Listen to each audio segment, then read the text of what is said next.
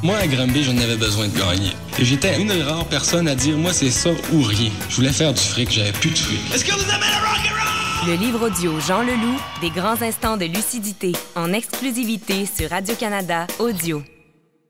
Ici Sophie-André Blondin, voici les années-lumière. Ils avaient les envergures de 5 mètres, 10 mètres même. Comment pouvaient-ils voler? Des travaux récents donnent plus d'informations sur les ptérosaures, ces reptiles volants préhistoriques, permettent de distinguer ceux qui battaient des ailes et ceux qui planaient, comme les grands rapaces.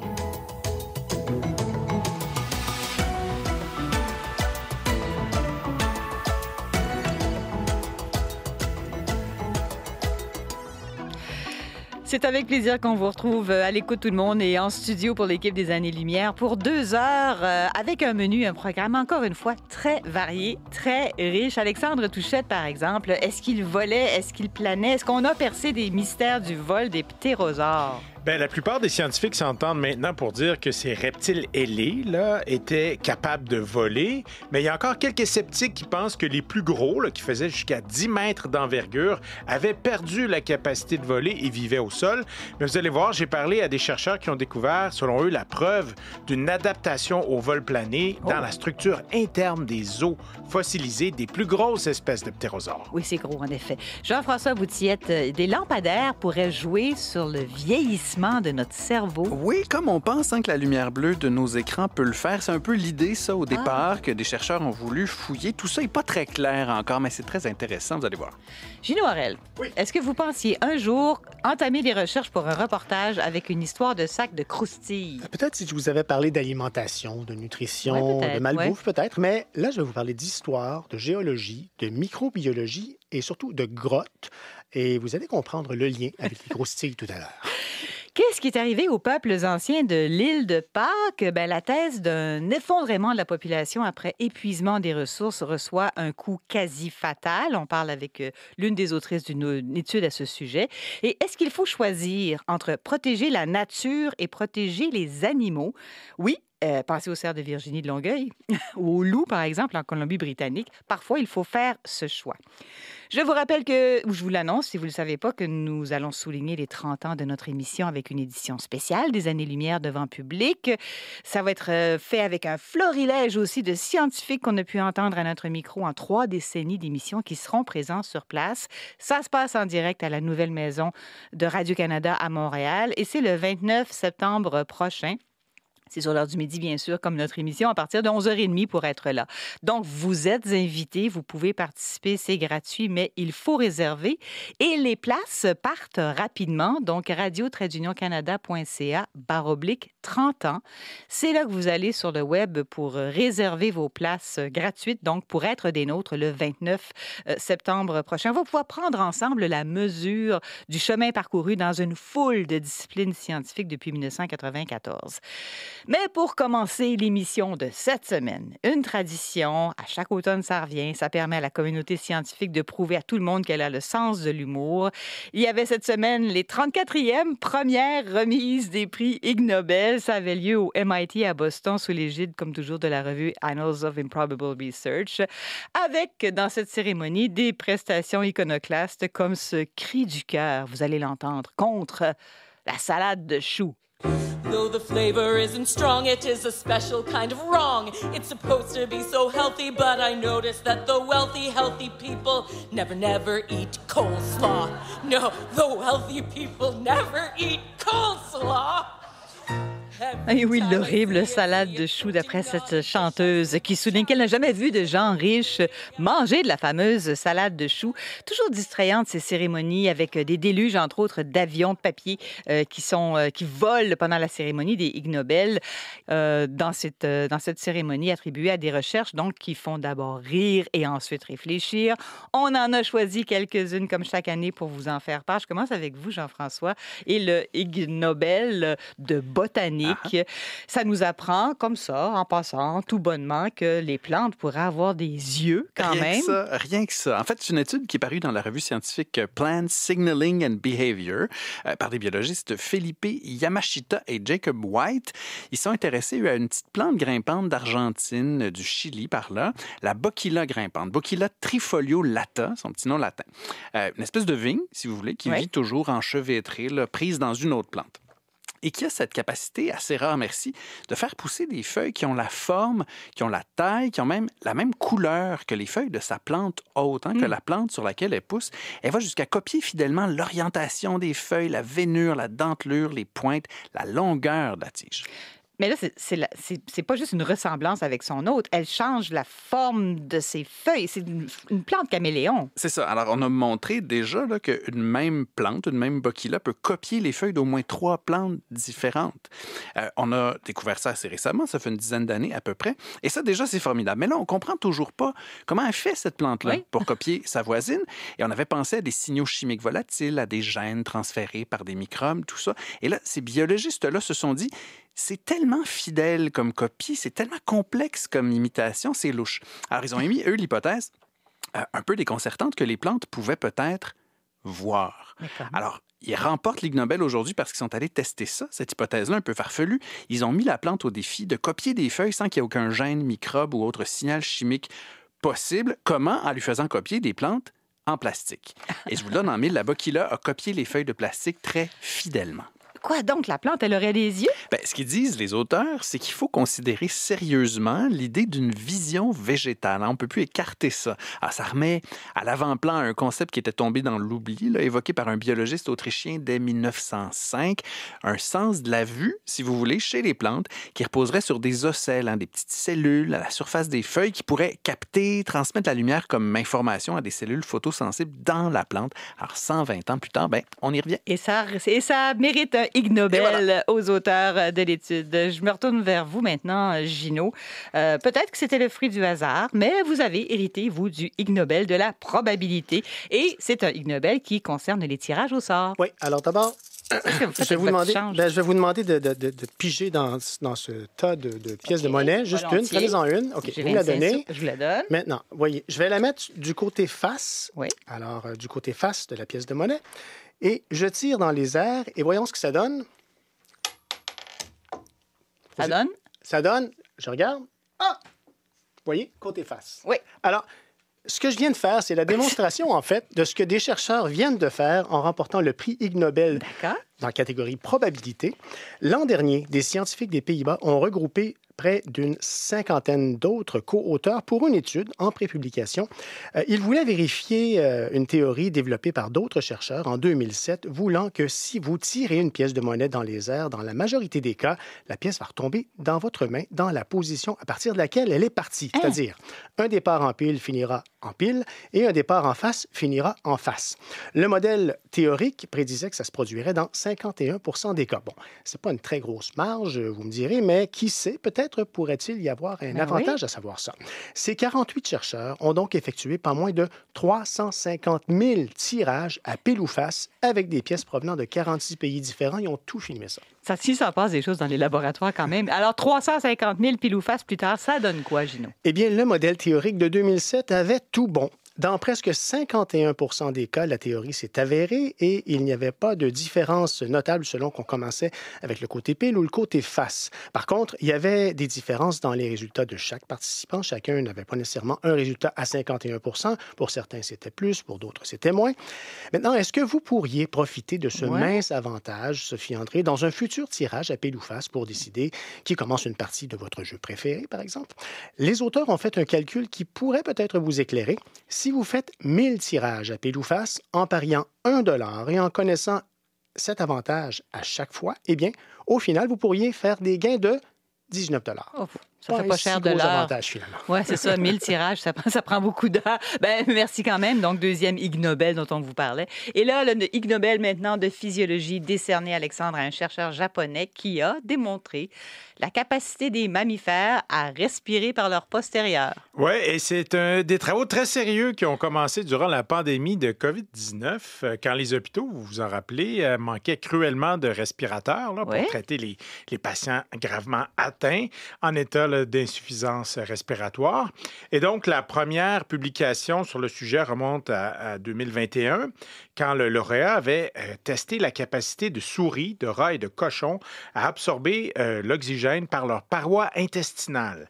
Donc, ils avaient exploré 2 méthodes, soit administrer l'oxygène sous forme gazeuse, après avoir augmenté le débit sanguin de la paroi du rectum par des frottements, ou de faire un lavement avec un liquide riche en oxygène. Mm-hmm. Et donc, les 2 méthodes ont haussé le taux d'oxygénation du sang. Ça a normalisé le comportement des animaux, puis ça a prolongé leur temps de vie.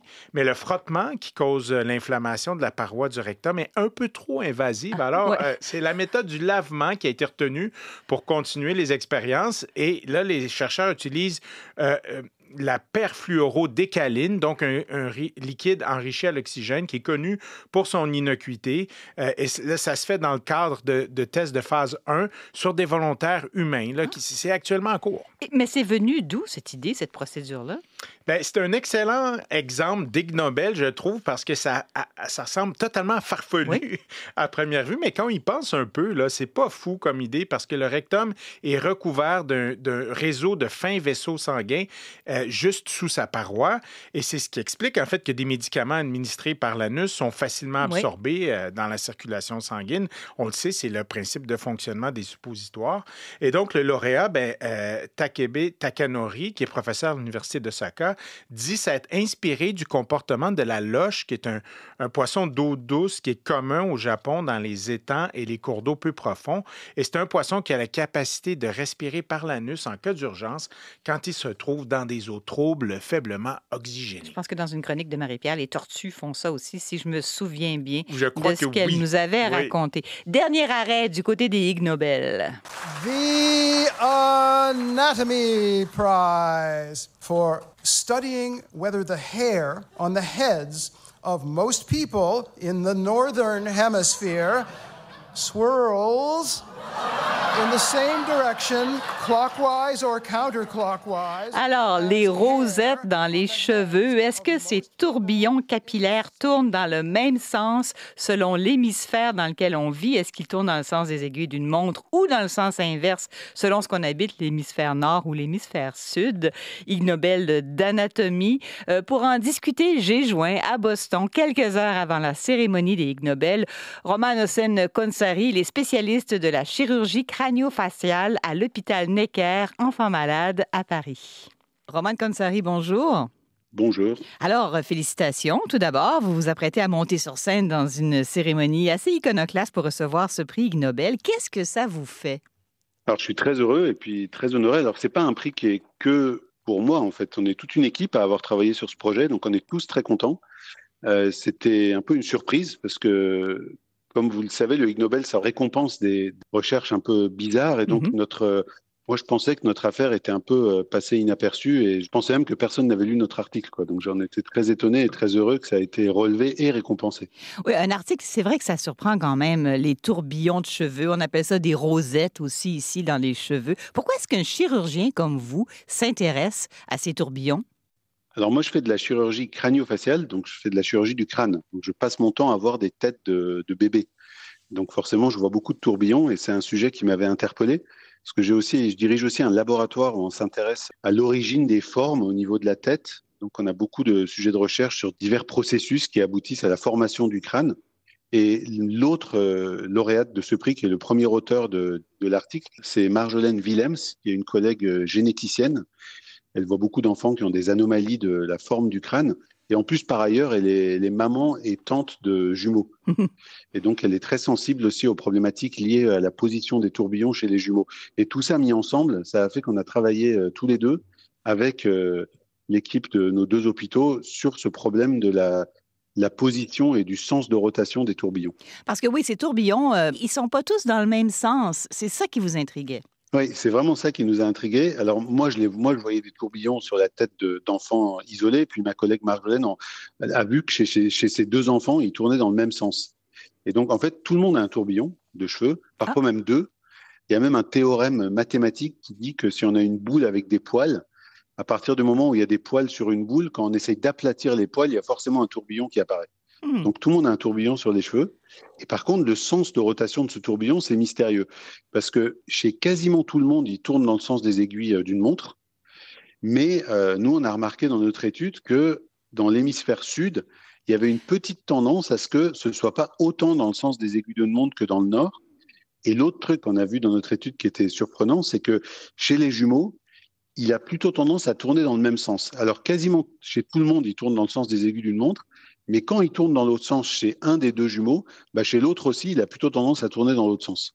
Donc c'était ça nos 2 points de surprise dans nos résultats dans notre étude.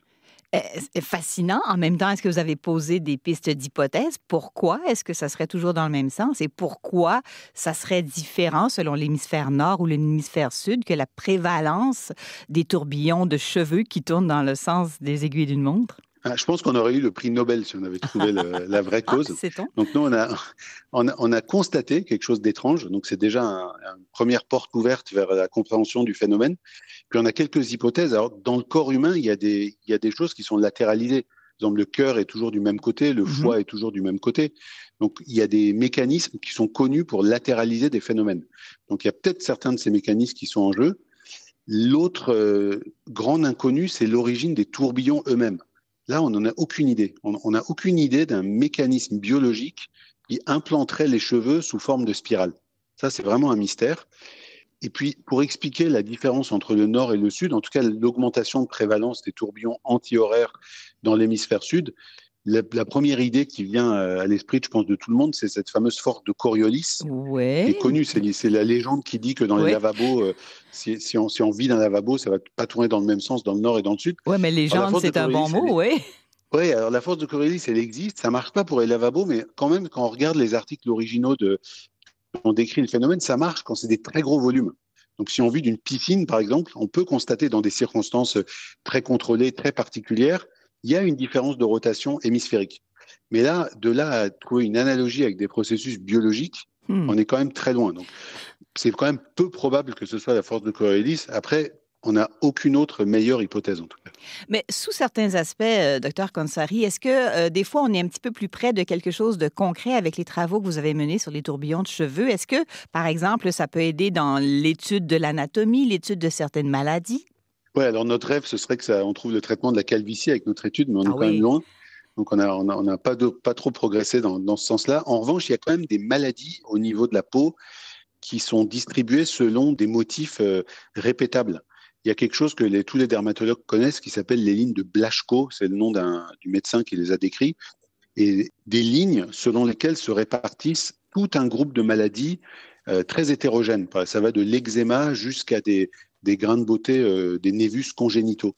Et ces lignes de Blaschko, on ne sait absolument pas d'où elles viennent, on ne connaît pas leur origine. Et sur le crâne, les lignes de Blaschko sont disposées en tourbillons. Donc il y a peut-être un lien entre la disposition de certains phénomènes en tourbillons et certaines maladies dermatologiques.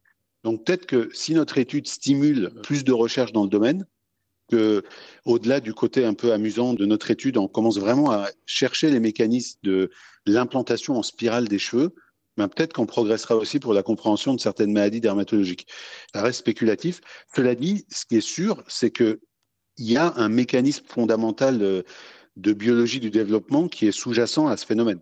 C'est sûr, il y a quelque chose quand même qui fait que c'est implanté en spirale. Et en plus de ça, il y a quelque chose qui fait que ça tourne dans le même sens. Donc il y a forcément quelque chose à découvrir qui est encore très mystérieux. Est-ce que la piste génétique a été porteuse?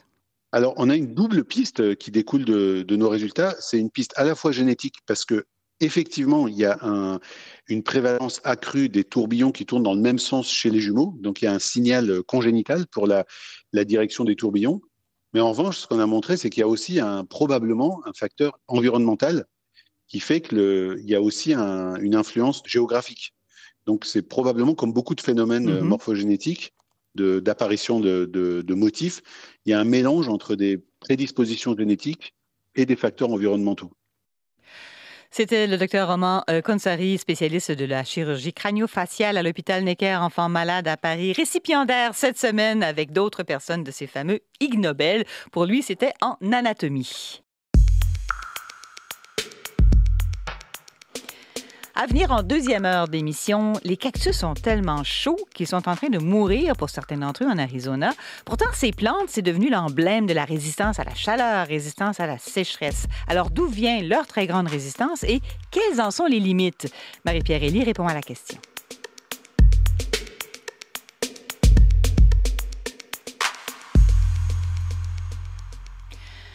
Gino, maintenant, vous allez nous parler d'une menace biologique. On la connaît trop peu, en fait. Une menace qui peut parfois causer des bouleversements dans des écosystèmes de conservation, comme des grottes, par exemple. Et non, je ne parle pas là d'un virus, je ne parle pas d'une horde d'influenceurs ou même d'une espèce envahissante.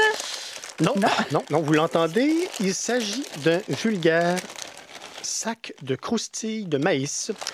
Entendons-nous, là, les croustilles, ce n'est pas vraiment menaçant à première vue, mais une fois mangé, si vous laissez tomber votre sac vide au sol dans une grotte, ça peut avoir des conséquences. Mais pourquoi? Laissez-moi vous raconter ce qui est arrivé cet été dans une grotte du site Carlsbad Caverns, un parc national américain au Nouveau-Mexique. Un sac de Cheetos, exactement comme celui-là, a été retrouvé en dehors des sentiers autorisés, probablement abandonné par un visiteur, dans une grande cavité appelée le Big Room, à 230 mètres sous terre, là où ça ne devait pas se trouver, visiblement. Les gardiens du parc national ont dû intervenir. Écoutez ici le récit de l'un d'eux à qui j'ai parlé. Il s'appelle Joseph Ward. So the Cheeto bag was actually found back in July. Le sac de Cheetos a été découvert en juillet. Le gardien du parc qui l'a trouvé a d'abord demandé l'autorisation d'aller le récupérer puisqu'il était sur le sol, mais hors des sentiers. Il a ramassé le sac, puis il a retiré toutes les particules de chips et les poussières fines tout autour. Il y avait déjà des dommages visibles. Avec une petite brosse, comme une brosse à dents, il a donc aussi fallu nettoyer les moisissures qui avaient déjà commencé à apparaître sur les roches et les parois environnantes à cet endroit dans la caverne. Là, vous avez perdu vos Cheetos. Alexandre et Jean-François sont en train de s'empiffrer dans le sac de Cheetos, mais on va continuer le sujet, nous. On comprend que donc, ça s'est retrouvé là. Il y avait déjà rapidement des moisissures autour, mais est-ce que ça faisait longtemps que le sac était là? Pas plus que quelques jours, d'après Joseph Ward, mais ça a été suffisant pour causer des dommages bien visibles. Des moisissures étaient déjà apparues et avaient attiré toute une microfaune inhabituelle près du sac, des mites, d'autres insectes, des araignées qui cherchaient des insectes près du pique-nique gratuit. Joseph Ward, qui a une formation en conservation de la nature, me racontait que la grotte abrite un écosystème fragile avec certaines espèces de grillons et de vers bien locales. On comprend très bien le principe, mais est-ce qu'un simple sac de croustilles comme ça, à des centaines de mètres sous terre, vraiment, ça peut modifier un écosystème? Il y a plus de 25 ans, la grotte a été aux prises avec un problème de ratons laveurs attirés par des odeurs de nourriture et on ne voulait pas que ça se reproduise parce que tout ça, Sophie André, c'est une question d'équilibre. C'est ce que m'a rappelé un scientifique en France à qui j'ai parlé de cet épisode de Cheetos. Il s'appelle Yvan Mohen-Loco. Lui-même mène des travaux de recherche pour la conservation de la célèbre grotte de Lascaux. Il est professeur d'écologie microbienne à l'Université de Lyon. Les grottes, c'est des environnements qui ont la particularité d'être, par certains côtés, très stables. S'il n'y a pas de visiteurs là-dedans, c'est la nuit tout le temps. Par exemple, la teneur d'humidité relative dans l'air, elle est très stable. La température, elle est très stable, hiver comme été. Et ce sont aussi des milieux où il y a assez peu de ressources nutritives. Il n'y a pas des gâteaux qui traînent sur le sol et autres, des choses comme ça. Ce qui fait que les organismes qui vivent naturellement dans les grottes, parce qu'il y en a même quelquefois beaucoup, ce sont principalement des micro-organismes, des arthropodes, et puis quelquefois aussi des organismes plus gros comme des chauves-souris ou des blaireaux, des choses comme ça. Bon, vous avez là-dedans une partie d'organismes comme les blaireaux et les chauves-souris, ça va chasser à l'extérieur pour obtenir l'alimentation, les ressources nutritives, et puis ça vient ensuite se réfugier dans la grotte. Mais les arthropodes et puis surtout les micro-organismes, eux, ils restent à l'intérieur tout le temps. Donc, ils ont un mode de vie qui est un mode de vie relativement ralenti parce que il n'y a pas beaucoup de ressources nutritives. Donc, quand vous avez comme ça un apport de ressources nutritives, ça chamboule un peu les équilibres préexistants. Bon, la grotte du Nouveau-Mexique, elle est très grande, la plus grosse en Amérique du Nord. Il peut y entrer 6 terrains de football. M. Mohen-Loko fait remarquer qu'un sac de croustilles, ça pourrait apparaître comme une perturbation, somme toute assez faible, si on compare, par exemple, aux excréments de colonies de chauves-souris.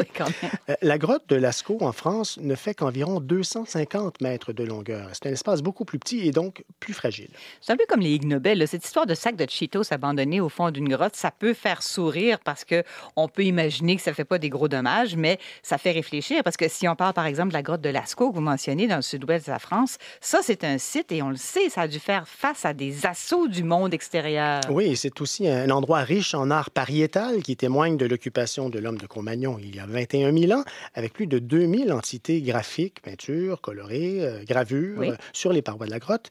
Découverte en 1940, ouverte au public en 1948, mais au fil des ans, plusieurs aménagements sont venus modifier ce fameux équilibre environnemental et biologique de la grotte. L'ingénieur de recherche Stéphane Koenig du ministère français de la Culture m'en a parlé. Il est géo-archéologue de formation et rattaché au Centre national de la préhistoire. Monsieur Koenig nous parle des modifications apportées à la grotte de Lascaux. Il a été décidé de faire une entrée monumentale. Et donc, l'éboulis a été élargi pour faire une entrée monumentale avec une porte fermée par une porte en bronze, etc.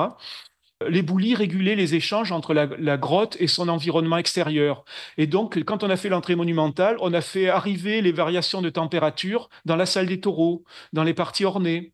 Et donc, il a fallu faire en sorte de mettre plusieurs portes, plusieurs sas, pour pouvoir éviter que les variations de température extérieure se répercutent directement dans la grotte.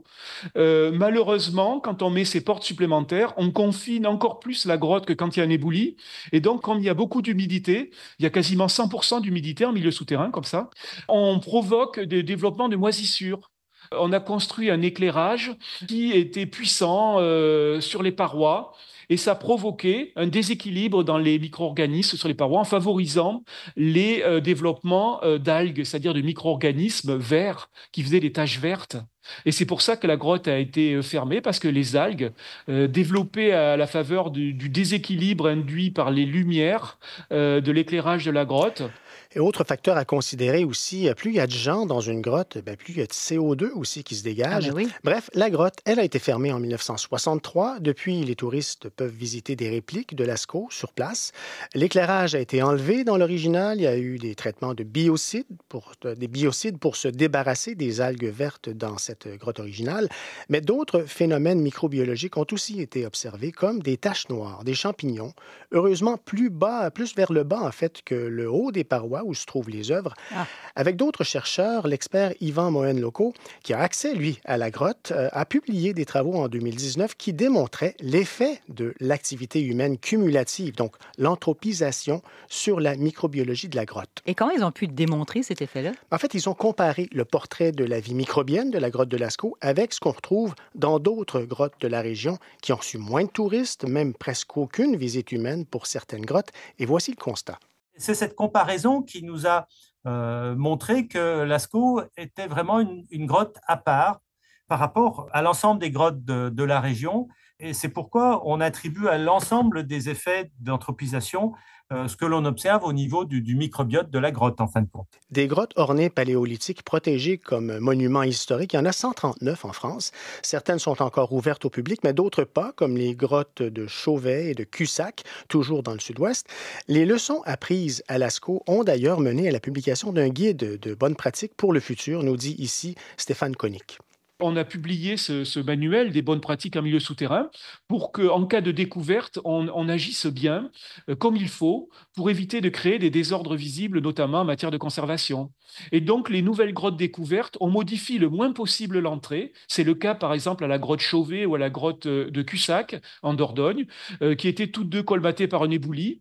On fait une entrée assez petite où même les personnes en charge de leur conservation et les scientifiques rentrent en étant à quatre pattes, tellement c'est petit l'entrée, pour déséquilibrer le moins possible la grotte, modifier le moins possible les conditions de la relation entre la grotte et son environnement. Aussi, me disait Stéphane Koenig, quand il y a une découverte d'une nouvelle grotte ornée, on doit en garder le lieu secret tant que le site n'aura pas été sécurisé. Et d'ailleurs, il y en a beaucoup en Europe, mais sans qu'elle soit secrète ici, on en a des grottes peut-être pas connues de tout le monde. Non, et pourtant, elles sont nombreuses. J'en ai discuté avec quelqu'un qui s'y connaît, puisqu'il a étudié plusieurs cavernes au Canada, notamment dans le parc national Nahinni, dans les territoires du Nord-Ouest. C'est le professeur retraité de l'Université du Québec à Montréal et expert en géomorphologie, Jacques Schroeder. Toujours chercheur, il a aussi étudié d'importantes grottes au Québec, comme celle de l'arrondissement Saint-Léonard, sous Montréal. Bien sûr, la plupart des grottes canadiennes ne renferment pas de fresques préhistoriques, mais elles ne manquent pas d'intérêt pour autant. Il nous parle ici, M. Schroeder, de la grotte de Saint-Elzéar en Gaspésie, avec toutes ses concrétions, donc stalactites, stalagmites, draperies, colonnes. Vous m'excuserez pour la qualité sonore, la communication n'était pas très bonne. À Saint-Elzéar, il y a des concrétions qui ne donnent pas une grande impression esthétique pour la personne qui n'est pas concernée, et qui, soumises à la géochimie et aux analyses extrêmement performantes qu'on peut faire maintenant en laboratoire, nous donnent des âges qui sont extrêmement perturbants. C'est ainsi qu'il y a des concrétions qui datent de plus de 200 000 ans. Ces concrétions qui ont été datées n'auront aucun intérêt pour un visiteur qui n'est pas au courant de la chose, mais peut devenir un élément extrêmement important pour notre patrimoine, de façon à remonter dans le temps, puisque au-delà de la datation, on est capable d'avoir une idée sur la température moyenne de l'endroit, même peut-être sur une partie de la végétation qui la couvrait au-dessus de la caverne. Jacques Schroeder faisait référence à notre patrimoine. En fait, il rappelle que les cavernes et leur grande obscurité, ce sont certainement des milieux qu'on peut avoir du plaisir à explorer, mais qui doivent être protégés. C'est-à-dire qu'en tant que citoyens qui consommons ces espaces naturels, on doit essayer de les dégrader le moins possible. Pour Jacques Schroeder, les grottes, ce sont des lieux où non seulement les scientifiques peuvent apprendre des choses, mais nous tous, en fait, avec les précautions d'usage. Comme ne pas apporter un sac de croustilles quand on va les visiter. Quelle bonne idée. Ne pas l'échapper. Je vous rappelle que toute cette histoire est partie donc d'un sac de croustilles. Il faudrait qu'on le ramasse en Je vous le rends, mais il en manque la moitié parce que les collègues se sont servis. Merci, Gino. Vous pouvez écouter les entrevues et les reportages des Années-Lumière en direct ou en rattrapage sur l'application Radio-Canada Audio.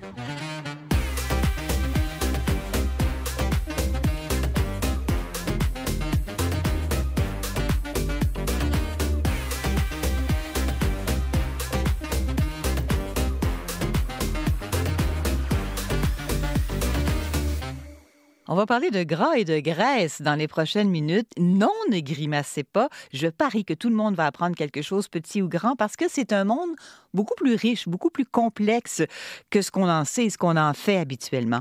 André Carpentier en sait quelque chose. Son équipe a développé d'ailleurs des méthodes d'imagerie moléculaire pour étudier la façon dont les gras alimentaires se comportent, se répartissent dans le corps humain. Il est endocrinologue et chercheur au CHU à Sherbrooke.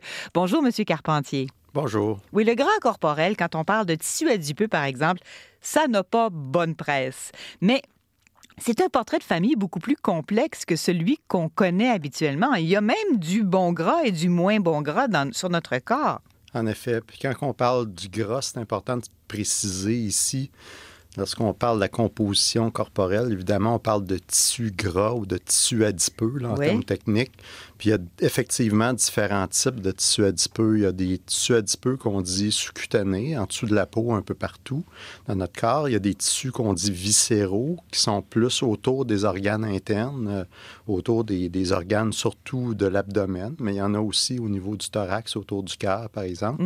Puis après ça, il y a un type de gras très particulier qui s'appelle la graisse brune, le tissu adipeux brun, qui, lui, est distribué surtout à la base du cou, autour un petit peu de la colonne vertébrale, puis un petit peu autour du cœur, puis autour des reins. Puis ces gras-là sont un petit peu différents au niveau métabolique, là, parce qu'ils peuvent brûler leur contenu de gras puis produire de la chaleur. Oui, c'est ce qu'on disait. On disait la graisse brune, le gras brun, c'est de la bonne graisse parce que ça brûle. On va y revenir un peu parce qu'il y a des nouvelles publications dans le monde des tissus adipeux et du gras qui retiennent l'attention, qui font avancer les connaissances. Par exemple, il y a des recherches toutes récentes qui montrent qu'on peut faire évoluer jusque dans nos cellules un mauvais stockage du gras en meilleur stockage du gras avec, par exemple, l'exercice physique.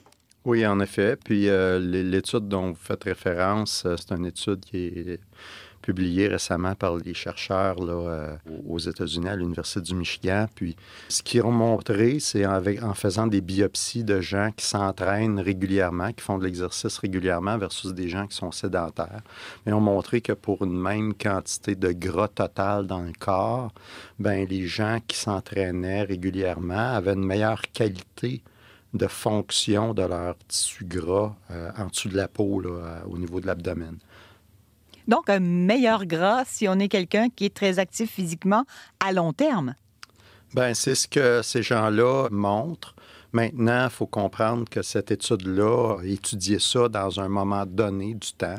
Donc, les gens s'étaient entraînés pendant au moins 2 ans, mais pouvait être plusieurs années. Donc, il n'y avait pas de contrôle sur le type d'entraînement, etc. Mais de façon générale, les gens qui s'entraînent régulièrement, qui ont des habitudes de vie actives, semblent avoir effectivement des gras, des tissus adipeux qui sont ce que j'appelle, moi, puis ce que les gens appellent dans notre jargon, là, de la flexibilité métabolique. C'est-à-dire que c'est des gras qui sont capables de mieux stocker le gras et de mieux le relarguer aussi. Donc, c'est un tissu qui a une meilleure adaptation pour les besoins des autres organes. Parce que les autres organes ont besoin de ces gras-là qui sont relâchés par les tissus adipeux. Donc, quelqu'un qui prend du poids, mais qui est très actif physiquement est moins hypothéqué que quelqu'un qui est sédentaire et qui prend du poids.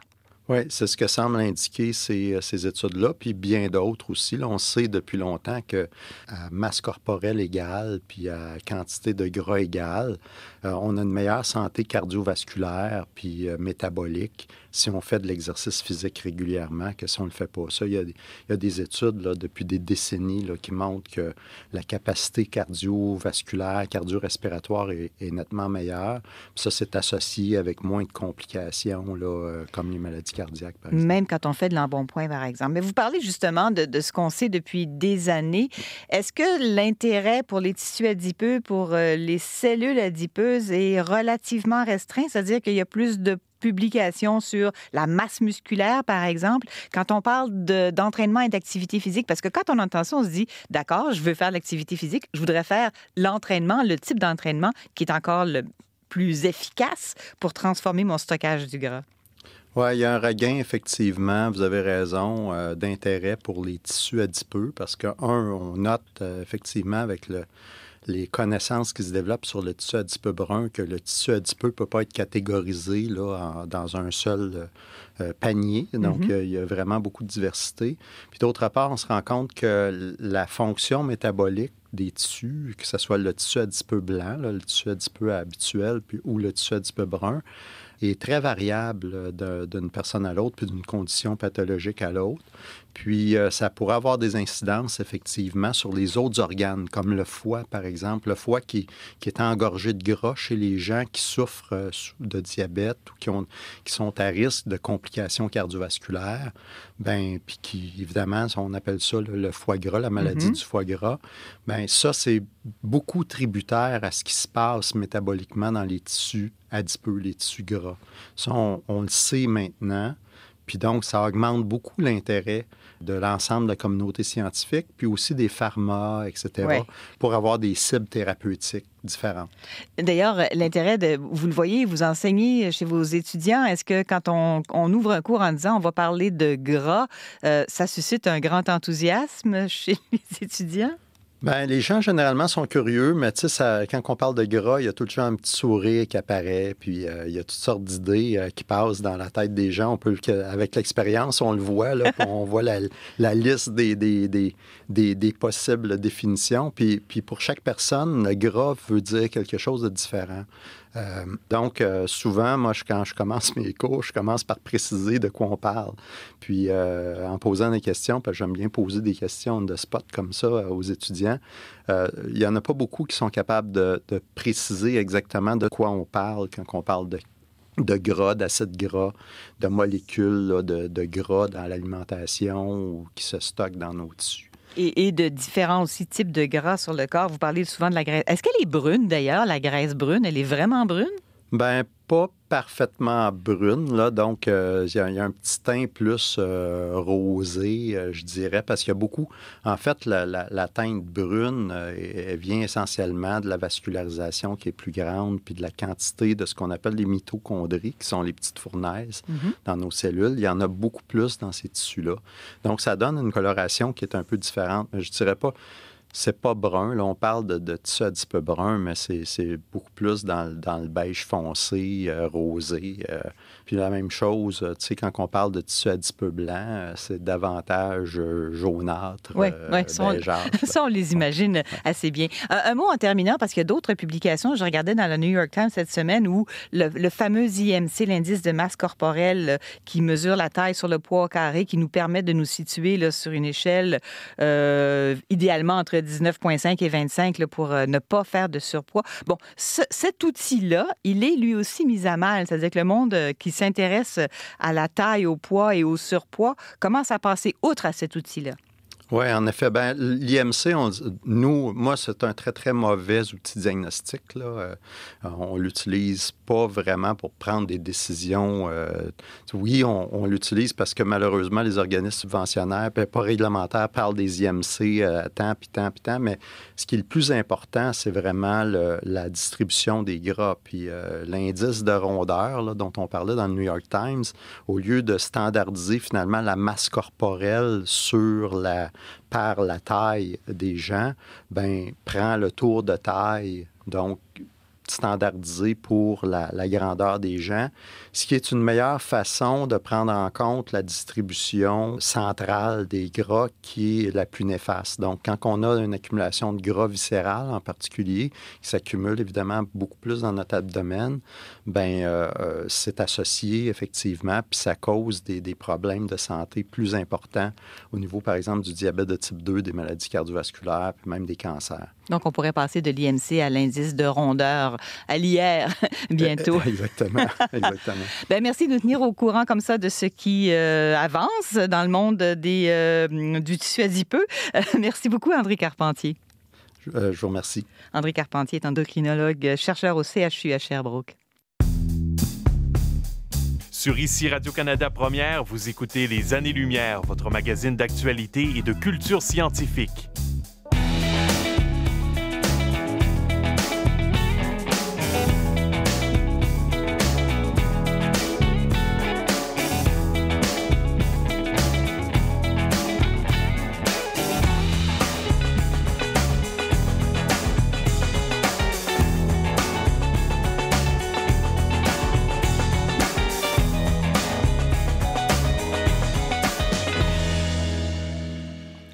Si je dis le mot ptérodactyle, il vous vient certainement une image en tête. Là, c'est certainement le plus connu des ptérosaures, les reptiles volants qui ressemblent un peu entre un croisement entre un grand héron et une chauve-souris. D'ailleurs, la comparaison vient d'Alexandre Touchette. Merci, c'est bien pensé, grand héron et chauve-souris. Alexandre, depuis des années, il y a des débats dans la communauté scientifique sur le vol de ces grands animaux-là. Ça pouvait faire 5 mètres, 10 mètres d'envergure. Est-ce qu'ils battaient des ailes constamment? Est-ce qu'ils passaient la plupart du temps à planer? Est-ce qu'ils volaient carrément? Il y en a qui se posent la question. Et il y a une nouvelle étude qui apporte de l'eau au moulin. Oui, une étude qui porte sur 2 espèces de ptérosaures dont les fossiles exceptionnellement bien conservés ont été trouvés en Jordanie. Il faut savoir que comme les oiseaux modernes, les ptérosaures avaient des os creux et remplis d'air pour réduire leur poids au maximum et faciliter donc le vol. Et ces os font à peine 1 millimètre d'épaisseur, ce qui fait qu'ils sont souvent écrasés là, dans le processus de fossilisation. Et une fois aplatis, c'est très difficile d'étudier leur structure interne, là, on comprend. Mais les conditions de fossilisation dans un sol calcaire, là, en Jordanie, ça a préservé les gros os des ailes de ces 2 ptérosaures. Ça a permis d'étudier leur structure par tomodensitométrie. Ça, c'est communément appelé le CT scan là, dans les hôpitaux. Donc, avec cette machine-là qui émet des rayons X, les chercheurs sont arrivés à reconstruire une image en 3D de l'intérieur des os des 2 espèces là, de ptérosaures. Et quand on connaît la structure interne des os, ça nous en apprend sur la façon dont volaient les grands animaux? Oui, en fait, le plus petit des 2 spécimens, là, qui fait quand même 5 mètres d'envergure, là, c'est une nouvelle espèce qui a été baptisée Inabtanin alarabia. Et à l'intérieur de l'humérus, là, qui est l'os qui relie le bras, ou dans ce cas-là, l'aile là, à l'épaule, bien, on a vu que là, c'était rempli de centaines de petits renforts qui traversaient là, ce creux-là, la cavité au centre de l'os en se croisant pour le renforcer. Donc, c'est un peu des entretoises, finalement, qui sont elles-mêmes creuses par souci de légèreté. Oui. Et ça, c'est typique de ce qu'on voit dans les os des oiseaux modernes qui battent constamment des ailes pour voler, là, comme un canard, mettons. Là. D'accord. Et ça laisse croire que ce type de ptérosaure devait aussi battre des ailes là, pour rester en vol.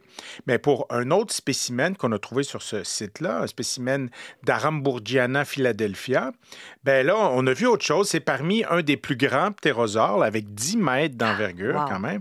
Et là, les chercheurs ont trouvé des petites crêtes hélicoïdales là, qui renforcent l'ossature. Donc, pas d'entretoise qui traverse la partie creuse des os, mais seulement des épaississements là, en spirale dans la paroi interne des os. Et ça, c'est semblable à ce qu'on voit chez des espèces d'oiseaux modernes là, qui se déplacent principalement en planant, comme les vautours ou les condors. Ah. Et donc, il y a des biomécaniciens qui ont étudié ça et qui estiment que ces petites crêtes en spirale rendent les os, les longs os des ailes plus rigides en torsion et ça permet de mieux résister aux contraintes qui sont associées au vol plané. Donc, on peut écouter là-dessus l'auteur principal de l'article, c'est Kirsten Rosenbach. Elle est au département des sciences de la Terre et de l'environnement de l'Université du Michigan. La majorité des oiseaux doivent battre des ailes pour se maintenir en vol, mais certaines espèces, dont les vautours ou encore des oiseaux marins comme les albatros, tirent profit des courants thermiques pour planer.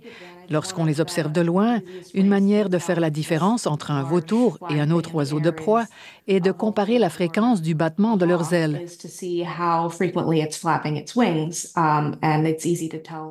Un vautour ne bat presque jamais des ailes et plane en profitant des variations de température des masses d'air pour monter ou descendre.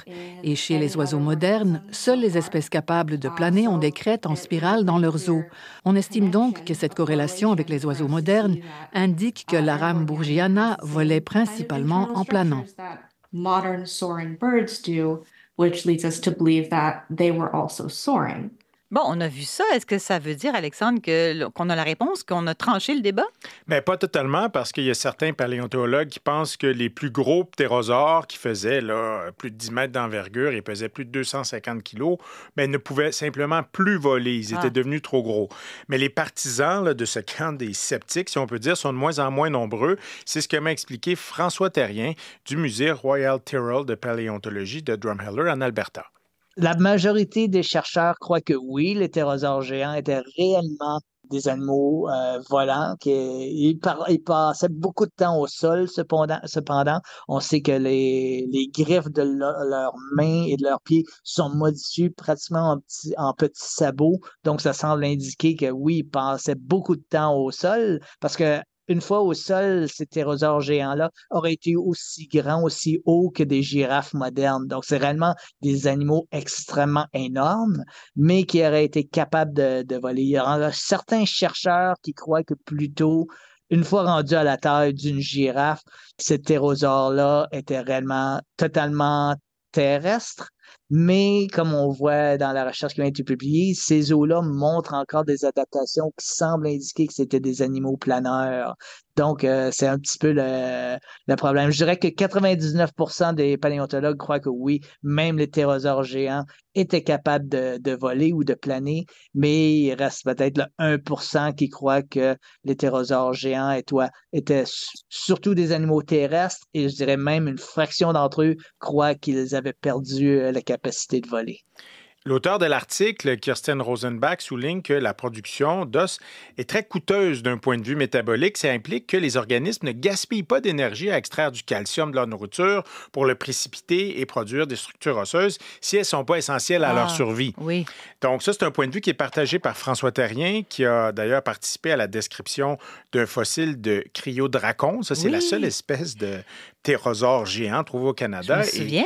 Puis il y a un de ses collègues qui a trouvé aussi des structures osseuses qui indiquent que le cryodracon était aussi un animal adapté au vol plané. Est-ce que chez les ptérosaures, comme chez les oiseaux modernes, Alexandre, les espèces de grande envergure, les grands oiseaux, sont plus adaptés au vol plutôt plané? Bien, c'est un parallèle qu'on semble pouvoir faire entre les époques, selon François Terrien, qui souligne que les animaux tendent à minimiser la quantité de tissu osseux pour qu'ils soient le plus légers possible, tout en maximisant leur résistance là, aux forces qui sont exercées pendant la locomotion. On l'écoute. À mesure que l'animal devient plus grand, ben ça, il devient plus lourd. Donc, il a besoin de plus grandes ailes. Et puis, c'est ça, pour pouvoir se supporter, pour pouvoir voler quand on a une telle taille, un tel poids, il faudrait réellement une quantité de muscles dans les ailes qui serait énorme. Donc, l'animal deviendrait par conséquent encore plus lourd pour être capable réellement de battre des ailes activement pour pouvoir voler. Alors, c'est ça, ça devient comme contre-productif. Alors, c'est pour ça que c'est ça, plus les animaux, plus les oiseaux, plus les ptérosaures devenaient gros, plus ils ont tendance à avoir de grandes ailes avec une grande surface afin de pouvoir juste planer, utiliser les courants d'air pour pouvoir voler. Tandis que quand les animaux sont plus petits, alors là, il y a plus de liberté de pouvoir avoir des muscles plus puissant pour pouvoir battre des ailes activement et pouvoir voler. Donc, c'est une corrélation qu'on voit beaucoup chez les oiseaux modernes. Et l'auteur, donc, espère que d'autres chercheurs vont utiliser la tomodensitométrie pour documenter ces structures osseuses là, typiques du vol dans les fossiles d'autres espèces de ptérosaures pour essayer là, de mettre les choses au clair. Que le travail se poursuive. Merci beaucoup, Alexandre. Au plaisir. Restez avec nous. On se retrouve après les nouvelles.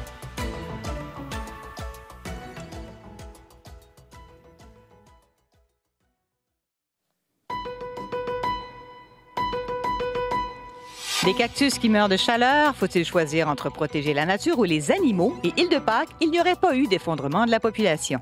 Voici la deuxième heure des Années-Lumière.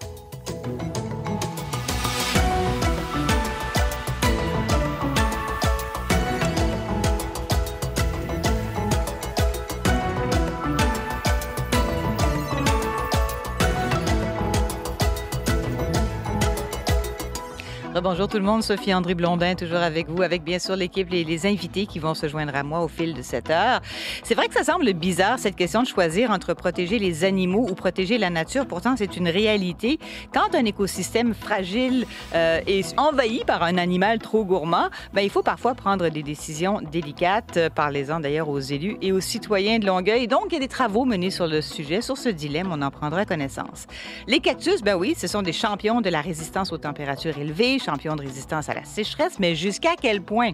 Marie-Pierre Elie va nous l'expliquer, puisqu'encore cet été, il y a des cactus qui meurent de chaleur en Arizona.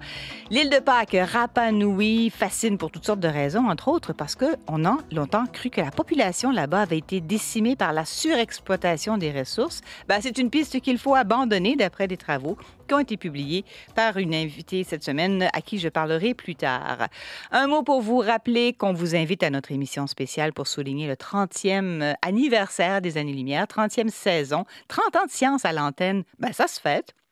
30 ans de science dans un monde qui évolue très vite, ça fournit tout plein de sujets de discussion. Alors, on vous prépare une très, très belle émission. On vous invite à y assister en personne, à participer en direct dimanche 29 septembre prochain. Sur l'heure du midi, bien sûr, c'est pendant l'heure de diffusion des Années-Lumière. Réservez vos places, vous devez le faire si vous voulez être des nôtres. radio-canada.ca/30 ans. C'est là que vous pourrez trouver les places pour assister à notre émission. Mais on commence cette deuxième heure cette semaine avec vous, Jean-François. Oui. Et la lumière artificielle, bon, nos villes baignent dedans le soir venu, ça pourrait peut-être influencer la santé de nos cerveaux à long terme. C'est ce que proposent en tout cas les auteurs d'une étude. Ils ont voulu voir si les gens exposés à plus de pollution lumineuse couraient un plus grand risque de développer la maladie d'Alzheimer. C'est ça. Un article intéressant qui vient d'être publié dans Frontiers in Neuroscience qui a attiré mon attention, mais donc je vous dis tout de suite là, qu'il faut le considérer avec prudence parce que, comme c'est souvent le cas en science, ben c'est pas si simple que ça. Alors, les démences, la maladie d'Alzheimer en particulier, on le sait, c'est un fardeau de plus en plus lourd partout dans le monde. Qu'il y en ait plus, ça s'explique en partie par le fait qu'on vit plus vieux qu'avant, mais pas seulement. Hein. Il y a la génétique, évidemment. Il y a aussi des facteurs sur lesquels on a une certaine prise, des habitudes de vie, des facteurs environnementaux aussi. Et ces scientifiques-là de l'Université Rush à Chicago, ils ont voulu explorer l'effet potentiel de la lumière sur le développement de la maladie. Alors, ils ne sont pas les premiers. Des études déjà ont montré que la mauvaise lumière au mauvais moment, ça pouvait nuire évidemment au sommeil. Et là, tout de suite, on pense évidemment à la fameuse lumière bleue de nos écrans. Exactement. Et puis, il y a d'autres études qui ont montré qu'un mauvais sommeil pouvait, lui, nuire à la santé du cerveau. Bref, ils ont voulu voir, eux, s'il pouvait y avoir un lien entre l'éclairage artificiel extérieur, la nuit, et la maladie d'Alzheimer. Donc, une approche qui est un peu plus macro que les études qui se sont intéressées plutôt à l'utilisation des tablettes par les individus. Oui, pour le meilleur et pour le pire, je dirais. Ce qu'ils ont fait, c'est qu'ils ont couplé les données populationnelles dans différents coins des États-Unis. Alors, la prévalence de la maladie selon les données de Medicare ou des CDC, d'une part, avec d'autre part, l'intensité de l'éclairage nocturne dans chacune de ces localités-là. Et comment on mesure ça? Avec des satellites en orbite qui sont équipés de radiomètres à balayage infrarouge. C'est pas eux qui ont mis ça au point, mais c'est des données qui sont accessibles. Bref, ce qu'ils ont trouvé, c'est que la pollution lumineuse, elle est effectivement associée positivement à la maladie. Donc, plus une région est éclairée la nuit, plus on y retrouve de cas d'Alzheimer. C'est ça. Significativement plus? Pour vous donner une idée, l'association était moins forte entre la prévalence d'Alzheimer et la luminosité la nuit que l'association entre Alzheimer et diabète ou Alzheimer hypertension ou maladie cardiovasculaire. Mais l'association luminosité-Alzheimer, elle était plus forte que celle entre Alzheimer et dépression, ou obésité, ou abus d'alcool, ou insuffisance rénale, qui sont quand même assez significatifs. Et ils ont trouvé aussi que l'association, elle était plus grande encore chez les personnes de moins de 65 ans, plus que n'importe quel autre facteur de risque, en fait. Là, quand j'entends ça, ça peut me donner d'autres gens aussi qui écoutent le goût d'aller vivre loin, au fond des bois, dans une grotte même. Oui, vendez pas tout de suite votre maison en ville quand même, parce que si c'est vrai, tout ça, c'est pas inintéressant, mais c'est un peu court. J'en ai parlé, entre autres, avec le neurologue Alex Desautels, professeur à l'Université de Montréal, directeur du Centre d'études avancées en médecine du sommeil, le CEAMS, à l'hôpital du Sacré-Cœur de Montréal. On peut l'écouter, c'est éclairant. C'est certainement quelque chose d'intéressant dans la mesure où ça remet l'importance du sommeil dans la santé cognitive et générale. La lumière, c'est le synchronisateur principal de notre horloge interne. Et on sait qu'il y a un rôle important de la lumière dans le sommeil, évidemment, mais aussi on sait depuis quelques années qu'il y a un rôle du sommeil dans le développement éventuel de démence, dont la démence de type Alzheimer. Donc, l'étude est intéressante parce qu'elle lie ces concepts-là. Maintenant, en fait, ça me semble assez prématuré d'établir un lien entre une exposition lumineuse extérieure et le développement d'une démence, quelle qu'elle soit. C'est plus compliqué que ça, hein? C'est un peu plus compliqué que ça. En fait, c'est intéressant de s'intéresser à la lumière extérieure, les bases de données qu'ils ont fait, le satellite, mais je trouve qu'il y a certaines lacunes de cette étude-là. Par exemple, la lumière extérieure, c'est pas nécessairement un bon indicateur de la lumière à l'intérieur des domiciles et des appartements. Donc, c'est pas parce qu'il y a un lampadaire à l'extérieur que l'intérieur du domicile est éclairé. Ensuite, l'autre chose, c'est les données ont été recueillies de 2012 à 2018, alors que la base de données sur laquelle s'appuient les diagnostics est basée sur l'adresse actuelle. Donc, quelqu'un qui a déménagé depuis un mois dans une région éclairée et qui est dément va être considéré comme ayant été exposé à la lumière alors que ce n'est pas le cas.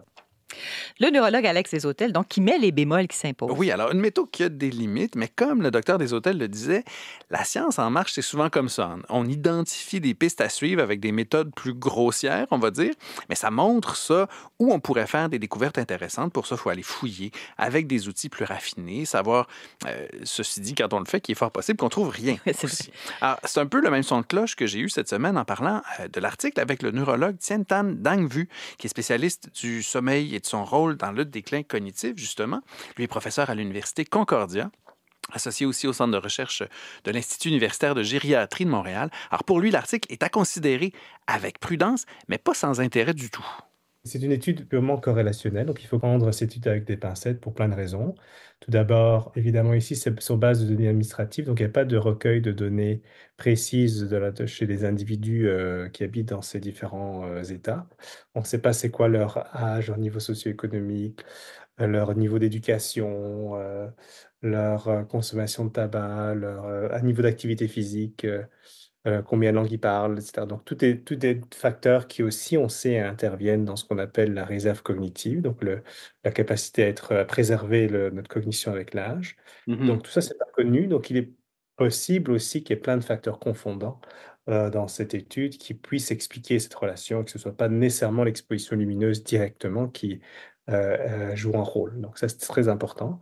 Évidemment, ici, c'est des études vraiment sur des grands échantillons parce que ça prend les données administratives, mais ça n'a pas la même précision que des études dans lesquelles on va recruter des participants et on va étudier chez chaque participant leurs caractéristiques personnelles. Le docteur Tan Dang Vu de l'Université Concordia, effectivement, il nous rappelle qu'il y a une grande quantité de facteurs qui pourraient être en cause. Exactement. Ben, il y a les facteurs génétiques, on en parlait, des paramètres de santé en général, de toutes sortes, et toute cette dimension de ce qu'on fait à nos habitudes, nos activités, notre entourage, qui permettent de bâtir cette fameuse réserve cognitive. On en a déjà parlé ici. Reste que parmi les facteurs de risque potentiels sur lesquels on peut agir, il y a effectivement la qualité du sommeil. Et cette étude-là, malgré ses défauts, arrive après beaucoup de recherches qui montrent deux choses de plus en plus clairement. Un, la lumière, elle influence notre sommeil. Et deux, notre sommeil semble jouer un rôle important sur la santé de notre cerveau à long terme. Là-dessus, on peut écouter encore le docteur Desautels. La qualité du sommeil a un probable effet, on est en science, probablement un effet sur le développement de démence, en particulier de la démence Alzheimer. Si on veut résumer ça de façon simple, quand on dort, en particulier durant notre sommeil profond, notre cerveau va éliminer certains déchets métaboliques qui sont produits par lui-même, par le cerveau, notamment une protéine qui s'appelle la bêta-amyloïde. Et c'est précisément la bêta-amyloïde qui s'accumule au fil des années, sur plusieurs années, et qui va être associée avec la maladie d'Alzheimer. Donc, le sommeil permet d'éliminer cette protéine-là qui peut être délétère. Donc, moins de sommeil, moins bon sommeil, plus de risque de développer une démence. Et plus on est exposé à la pollution lumineuse le soir, la nuit, donc moins bon, on peut le présumer, est notre sommeil. C'est un peu le mécanisme qui est évoqué par les auteurs de l'article. C'est ça. Mais de là à dire, quittez New York, partez pour le sombre Nebraska, ou quittez Toronto, quittez Montréal, partez pour Natashquan ou Caraquette, il y a un pas quand même, parce que on peut, dans une ville pleine de néons, avoir des rideaux de rêve, là, plein de bonnes habitudes et un sommeil en or, comme on peut entretenir son insomnie avec des écrans au fond des bois. En fait, l'éclairage urbain, les écrans de téléphone, la télévision, c'est toujours le même mécanisme qui est en cause. Oui, c'est que la lumière influence directement la sécrétion dans notre cerveau de l'hormone du sommeil, la mélatonine, qui favorise l'endormissement, mais pas seulement. C'est, Alex Desautels en parlait, ce qui règle notre cycle éveil-sommeil, notre cycle circadien, et ça contrôle beaucoup de choses. J'en ai discuté avec une autre spécialiste des troubles du sommeil et des effets de la lumière sur le cerveau, et particulièrement sur le vieillissement et les maladies du cerveau. C'est Véronique Dano. Elle est chercheuse, elle aussi, au CEAMS, à l'hôpital du Sacré-Cœur. Elle m'expliquait que écran ou lampadaire, là, ou n'importe quelle lumière très blanche, plutôt blanc froid que blanc chaud, on va dire ça comme ça affectait vraisemblablement le sommeil de la même manière et sournoisement, parfois sans qu'on s'en rende vraiment compte, en plus. Ce que ça fait, c'est que ça repousse l'endormissement. Vous allez vous endormir plus tard. Il y a même certaines études, on en a parlé beaucoup dans les dernières années, des effets des écrans sur le sommeil. Des études qui ont montré que lire sur un écran par rapport à lire avec un livre papier a un effet délétère sur votre sommeil. Vous allez dormir moins bien, moins longtemps, mais votre cerveau va également faire moins d'ondes lentes qui sont des ondes cérébrales pendant votre sommeil qui vous permettent de récupérer. Bon, c'est un sommeil qui va faire en sorte que vous vous levez le matin puis vous vous sentez reposé, vous avez l'impression d'être prêt à faire votre journée. Mais il y a des corrélats de sommeil, des corrélats neurophysiologiques qui nous permettent d'avancer qu'un sommeil est de meilleure qualité qu'un autre sommeil quand on a ces fameuses ondes lentes là, qui sont très récupératrices. Oui, et on sait que ça peut avoir un effet donc à long terme sur la santé du cerveau. On parle ici de la maladie d'Alzheimer, là. Ça peut être un facteur, un mauvais sommeil, un facteur de risque. Absolument. Donc, cette idée de pollution lumineuse, je pense qu'il faut la concevoir dans son impact sur la qualité du sommeil de quelqu'un. Et les troubles de sommeil sont liés font partie là, des facteurs de risque liés à la maladie d'Alzheimer. Véronique Dano, qu'on entendait, les spécialistes des effets de la lumière sur le sommeil et la santé du cerveau. Voilà, alors on ne saute pas trop vite aux conclusions. Elle insiste, elle aussi, là, sur la prudence, tout en se réjouissant quand même qu'on continue d'explorer davantage toutes les manières dont la lumière peut affecter notre cerveau en modifiant comme ça la qualité ou la quantité de notre sommeil. Elle aussi, elle me disait qu'il faut garder en tête aussi qu'il y a plein de facteurs sur lesquels on a un certain contrôle qui peuvent favoriser la santé de notre cerveau. Alors, voyons le bon côté des choses. Là. L'activité physique, une vie sociale réjouissante, on va dire ça comme ça, des activités stimulantes, une période loin des écrans avant d'aller au lit. Tout ça, c'est des choses qu'on peut faire facilement. J'ajoute avoir des bons stores. Oui, effectivement. Ça bloque aussi, par mesure de prudence, une certaine lumière extérieure. Merci, Jean-François. Je t'en prie.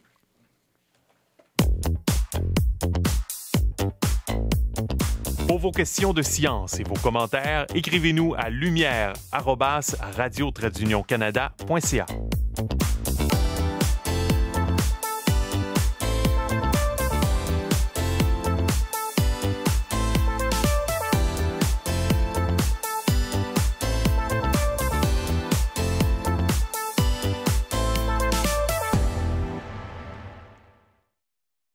Il fait déjà 43 degrés Celsius ce matin.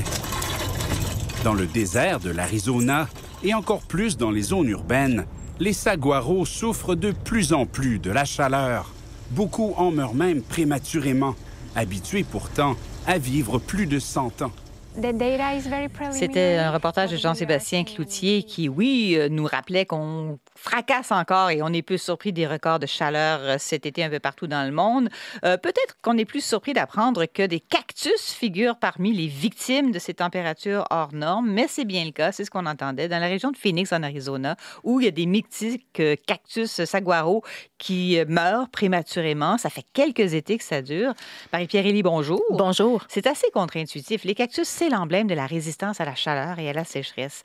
Ça nous amène à poser une double question aujourd'hui. Comment est-ce qu'ils font, d'une part, pour être aussi tolérants et pourquoi est-ce que, visiblement, ils ne le sont pas tant que ça? Ben oui, parce que des cactus qui ont trop chaud, à première vue, ça semble aussi absurde que des ours polaires qui ont trop froid, voilà. Des abeilles qui ont trop de fleurs à butiner ou des poissons qui ont trop d'eau. Et pourtant, oui, plusieurs cactus du sud des États-Unis ont trop chaud depuis quelques étés. En Arizona, par exemple, ben, c'est connu, oui, il fait chaud l'été, mais en 2024, ça a été pire que jamais, avec un nombre qui a beaucoup frappé l'imaginaire le 3 septembre dernier, le nombre 100, parce que c'était la 100e journée d'affilée avec une température de 100 ou plus. On parle ici bien sûr de degrés Fahrenheit, mais bon, c'est très chaud, là. Ça correspond à près de 38 degrés Celsius. Il y a à peine quelques jours, alors qu'on est quand même pas mal avancé dans le mois de septembre, le mercure franchissait allègrement la barre des 40 degrés et ça a régulièrement dépassé les 45 degrés Celsius tout au long de l'été qui s'achève. Là. Puis un vrai de vrai 45, là. Il n'y a pas de facteur humidex ici.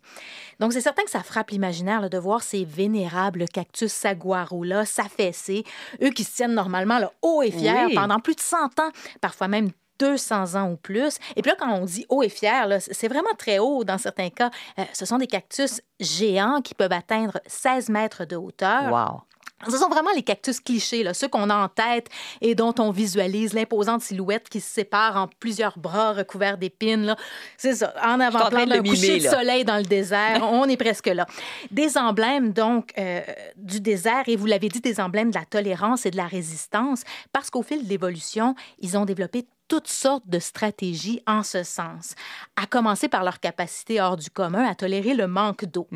Pourtant, comme tous les végétaux, les cactus ont besoin d'eau pour survivre, mais ils sont capables d'en emmagasiner énormément dans leur tissu et donc de ne pas devoir compter à tout prix sur un approvisionnement continuel par leur environnement. Mais c'est quelle sorte de réservoir? On parle de quelle quantité d'eau emmagasinée environ? Là, les estimations varient énormément. On parle parfois de centaines de litres, parfois de 1000 litres et même de 5000 litres pour un cactus saguaro adulte après une forte pluie. Donc, ça varie bien sûr en fonction de la taille, mais pour vous donner une idée, une baignoire, c'est à peu près 150 litres. Donc, peu importe qu'on parle de quelques baignoires ou de 33 baignoires, là, c'est ce que ça donne avec l'estimation qui peut sembler la plus exagérée, 5000 litres, ça reste quand même beaucoup d'eau dans une seule plante. Oui. Et les cactus peuvent faire ça grâce à leurs tiges bien épaisses et charnues qui se dilatent et qui se rétractent un peu comme des accordéons en fonction de la quantité d'eau qu'elles emmagasinent. Ça implique des adaptations assez particulières au cœur de leur tissu. Par exemple, ils contiennent des cellules spécialisées dédiées en grande partie à la conservation de l'eau, qui agissent donc chacune comme un minuscule réservoir.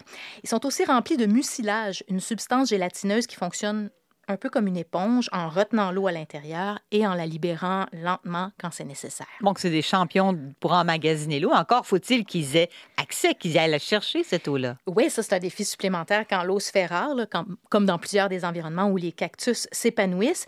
Et pour ça, ils peuvent compter sur un impressionnant système de racines. Ces racines-là s'enfoncent généralement pas très profondément dans le sol, mais vont plutôt s'étaler en surface, ce qui leur permet d'aller absorber rapidement l'eau des rares pluies qui souvent va s'évaporer avant même d'avoir eu le temps de pénétrer dans le sol. Les cactus peuvent développer rapidement de nouvelles racines quand il pleut, mais quand elles sont allées chercher l'eau dont elles avaient besoin et que le sol est redevenu sec, les cactus peuvent aussi abandonner une bonne partie de leurs racines qui se décrochent de la plante pour ne pas lui faire perdre d'eau à travers elle, là, étant donné que le cactus contient dorénavant plus d'eau que le sol dans lequel il pousse. Des tissus éponges, des racines donc qui s'étalent en surface. Et on ne peut pas parler des cactus et de leur légendaire résistance sans parler d'un autre aspect qui les caractérise, les épines. Ben non, on peut pas, parce qu'en plus d'agir comme une armure très utile pour éloigner les animaux assoiffés, les épines contribuent, elles aussi, à abreuver les cactus dans les conditions les plus arides. Bon, le simple fait de ne pas avoir de feuilles, pour la plupart des cactus, ça aide grandement à économiser l'eau en réduisant la surface par laquelle elle peut s'évaporer. Mais en remplaçant les feuilles par des épines, on optimise encore plus le concept. Parce que les épines, particulièrement lorsqu'elles sont bien denses et regroupées, vont réduire la circulation d'air à la surface du cactus. Ça aussi, ça minimise l'évaporation. Et la forme des épines leur permet d'agir comme de petits arrosoirs en forme de cône là, qui favorisent la condensation de la vapeur d'eau à leur extrémité et lui permettent ensuite de s'accumuler jusqu'à former une goutte qui est ensuite transportée par capillarité en direction de la plante. C'est vraiment une petite merveille d'ingénierie dont la forme optimise à la fois la condensation et le transport de l'eau. Il y a d'ailleurs des équipes de chercheurs universitaires qui s'inspirent des épines des cactus pour développer des nouvelles technologies de collecte plus efficaces qui pourraient un jour permettre d'approvisionner en eau les populations des régions arides. Mais ils n'ont pas de feuilles, les cactus. Sans feuilles, Marie-Pierre, ça doit être moins évident de faire quand même la photosynthèse. Ils en ont besoin aussi. Bien, disons la photosynthèse classique, là, celle où la plante capture du CO2 à l'aide de tout petits pores situés à la surface de ses feuilles durant le jour, les pores qu'on appelle les stomates. C'est vrai que ça peut plus ou moins bien fonctionner sans les feuilles qui assurent l'essentiel de cette capture de CO2-là. Mais de toute façon, avoir les stomates grands ouverts pour attraper le CO2 durant le jour, ça a aussi le désavantage d'ouvrir des portes pour laisser sortir l'eau. Et les cactus ne veulent pas ça. Ils ont donc développé une forme bien particulière de photosynthèse qu'on appelle le métabolisme acide crassulacéen. Un autre mécanisme ingénieux qui leur permet d'ouvrir leurs stomates la nuit plutôt que le jour pour minimiser les pertes d'eau par évaporation. Donc, contrairement à la vaste majorité des plantes, ils absorbent le CO2 pendant la nuit. Mais là, photosynthèse, ça le dit photo, ça prend de la lumière pour faire ça. Il n'y a aucune plante qui n'y échappe. Et non, les cactus n'ont pas évolué pour transformer le CO2 en sucre grâce à la faible lueur des rayons lunaires. Ils vont plutôt stocker le CO2 sous forme d'acide, un peu comme une batterie, puis l'utiliser le jour venu pour faire leur photosynthèse. Un autre exemple de merveille d'ingénierie des cactus. Mais là, ils ont développé toutes ces caractéristiques-là merveilleuses au fil du temps pour mieux survivre dans ces environnements très arides. Donc, c'est encore plus surprenant qu'ils arrivent parmi les victimes du réchauffement climatique, qu'ils meurent de chaleur. Oui, puis c'est pourtant bel et bien ce qui se passe, là. Même qu'une recherche publiée dans la revue Nature Plants en 2022 nous apprenait que d'ici le milieu du siècle, le réchauffement climatique risque d'exposer 60% des espèces de cactus à un risque accru d'extinction. Et ces estimations-là ne tenaient pas compte des autres menaces qui planent sur les cactus et qui en font un des groupes d'organismes les plus vulnérables de la planète, à savoir la destruction de leur habitat et le braconnage. Parce que oui, vous êtes un peu perplexe, Oui. mais ça existe du braconnage de cactus. Ah oui? Un majestueux cactus saguaro, là, c'est très chic sur une terrasse et ça peut se vendre très cher sur le marché noir. On parle de jusqu'à 300 $ par mètre de hauteur. Oh! Donc, il a même fallu insérer des micropuces dans plusieurs cactus pour décourager les voleurs dans le parc national de l'Arizona. Mais bref, au-delà de ce genre de menaces qui planent sur eux, les cactus ont beau avoir développé une résistance hors du commun au fil du temps, les niches écologiques qu'ils ont conquises sont très spécialisées et de tout petits changements peuvent avoir de grandes conséquences, là, tant l'équilibre de ces écosystèmes-là est fragile.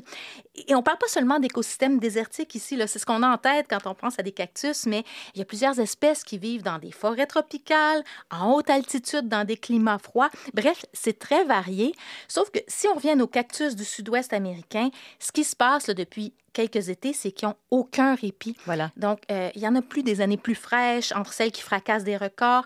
Les températures restent élevées la nuit aussi. Et ça, justement, quand on a développé un type de photosynthèse particulier où on ouvre seulement ses pores la nuit, si la température est censée redescendre, mais qu'elle ne descend pas assez, même la nuit tombée, ça entraîne toutes sortes de chamboulements métaboliques.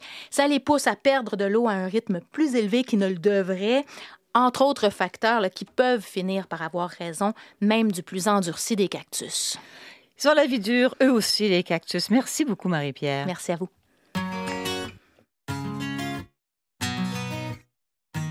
Vous écoutez Les Années-Lumière avec Sophie-André Blondin et toute l'équipe sur ICI Radio-Canada, Première.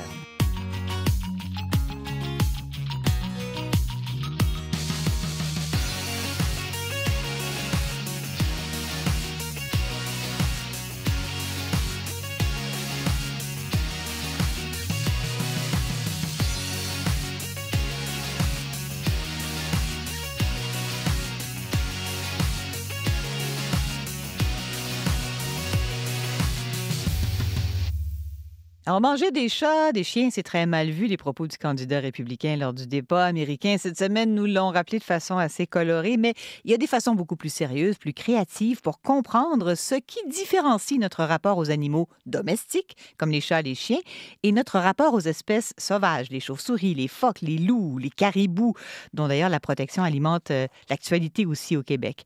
Les occasions, par contre, où la protection de l'un, par exemple la protection des animaux domestiques, entre en collision avec la protection de l'autre, bien, ces occasions-là, ça permet à plusieurs disciplines de recherche de collaborer. D'ailleurs, les travaux d'Anne Atlan en font foi. Elle est directrice de recherche au CNRS en socio-écologie. Elle va faire paraître un article dans la revue Nature, Sciences, Société qui s'intitule « Protéger la nature ou protéger les animaux, les chats arrêts à la croisée des éthiques environnementales ». Je la joins à Rennes, en Bretagne. Bonjour, Madame Atlan. Bonjour. Alors, un peu d'explication pour commencer. En quoi est-ce que protéger la nature et protéger les animaux, ça peut être contradictoire? Alors, c'est effectivement contre-intuitif. On se dit que si on aime la nature, on aime les animaux. Mais tout dépend parce que ce qu'on appelle par les animaux. Si on parle de la nature, la biodiversité en général, quand on veut la protéger, quelquefois, il faut la protéger de prédateurs, d'espèces prédatrices ou d'espèces qui mangent les arbres ou d'autres espèces. Oui, et par contre, quand on protège les animaux, les associations protectrices des animaux vont plutôt penser en termes d'animal sensible auquel il ne faut pas faire du mal, chaque animal individuellement. Alors des fois, ça va ensemble, bien sûr, quand vous avez une espèce animale menacée qui risque de disparaître en voie d'extinction, protecteurs de la nature et protection des animaux sont d'accord.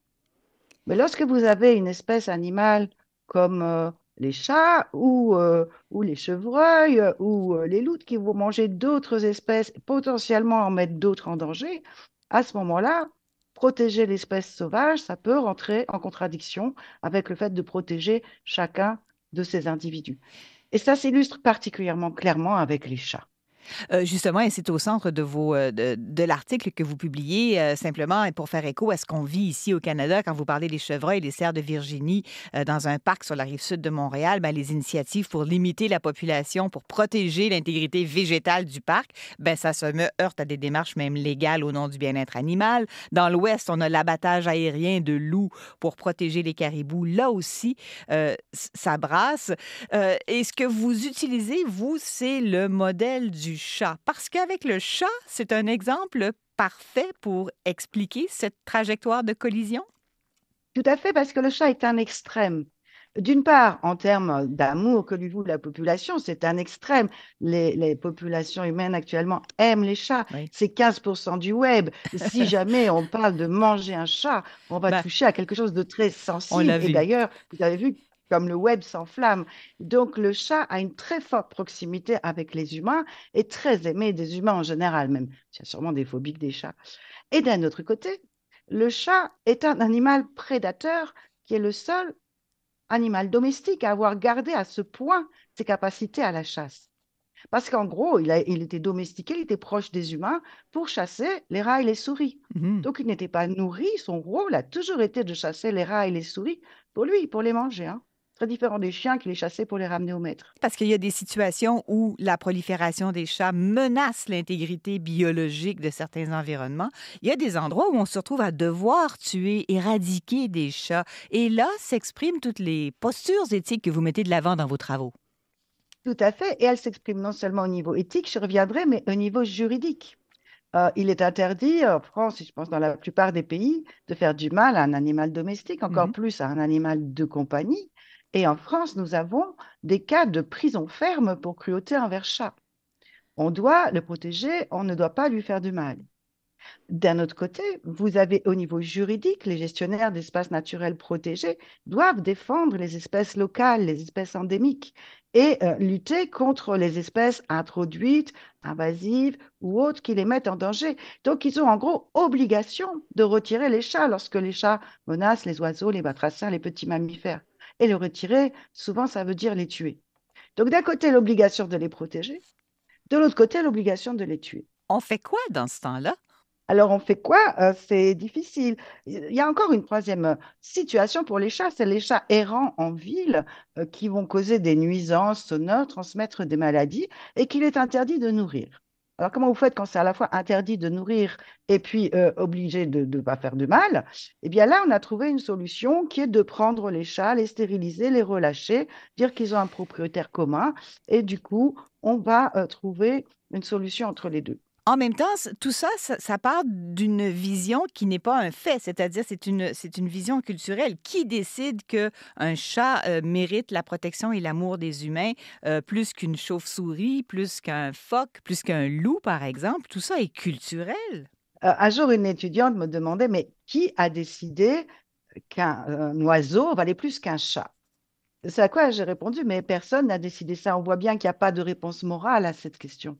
Par contre, si je vous dis cette population d'oiseaux, qui est la dernière de son espèce, qui ne vit que dans cette île-là et qui est en voie de diminution et dont les adultes reproducteurs sont mangés par les chats, par rapport à cette population de chats, qui est une population de chats parmi des milliers, des centaines de milliers d'autres qui appartient à une espèce qui est en train de pulluler, là, je peux mettre une valeur morale entre protéger cette population d'oiseaux et cette population de chats. Et d'ailleurs, Parce que je ne suis plus à la même échelle. Je ne suis plus à l'échelle de l'individu, je suis à une échelle qui est au-delà. Et justement, c'est là que les dialogues sont difficiles parce que les arguments peuvent être valables d'un côté ou de l'autre. D'ailleurs, vous départagez plusieurs postures éthiques et il y a des exemples avec différents animaux à donner sur ces différentes postures-là. On peut avoir des arguments qui, par exemple, sont centrés sur l'humain. Oui, alors si j'ai le temps, je peux vous expliquer brièvement les éthiques environnementales qui, je trouve, éclairent toutes ces situations, celles des chats, mais aussi du caribou, du chevreuil, etc. L'éthique, c'est le fait d'accorder une valeur morale à une action. Cette action est bonne ou mauvaise, c'est bien ou mal, en fonction des conséquences. C'est toujours l'humain qui accorde cette valeur, mais ça peut être en fonction des conséquences pour les humains. C'est l'éthique anthropocentrée, c'est celle qui fait qu'on doit protéger la nature parce que les humains en ont besoin pour vivre. C'est celle où on va vouloir défendre la santé des humains, le travail des humains, etc. Oui. Ensuite, vous avez l'éthique biocentrée, où on va défendre chaque être vivant pour ce qu'il est, le protéger, lui faire de bien et en tout cas ne pas lui faire de mal. Ça rejoint l'antispécisme. Chaque être vivant a une dignité, une valeur morale. Le problème, c'est que vous ne séparez pas un bébé d'une salade ou d'une huître. Donc, on peut limiter ça aux êtres vivants sensibles. Au début, les mammifères ou les oiseaux. Et puis maintenant, les poulpes. Et puis homards, maintenant aussi les crustacés, les homards, etc. On ne sait pas trop où s'arrêter. Mais le problème principal n'est pas celui-là. C'est que lorsque vous êtes au niveau de l'individu, au niveau de l'éthique biocentrée, eh bien, peu importe que l'espèce soit en voie de disparition ou en voie de pullulation, rare ou menacée, emblématique ou dangereuse. Toutes les espèces sont traitées au même niveau. Et avec cette éthique-là, il n'est pas possible de protéger les espèces, les écosystèmes et la biodiversité mondiale. Et c'est là La dernière éthique, c'est donc l'éthique écocentrée, où on va juger qu'une action est bonne ou mauvaise en fonction des conséquences sur les populations, les écosystèmes, la biodiversité. C'est celle des gestionnaires de la nature. Ben justement, c'est donc que ça prend plus que des biologistes pour concevoir des plans de conservation d'écosystèmes, d'espèces vivantes. Ça fait appel à plusieurs disciplines, comme vous faites appel à plusieurs disciplines pour vos travaux.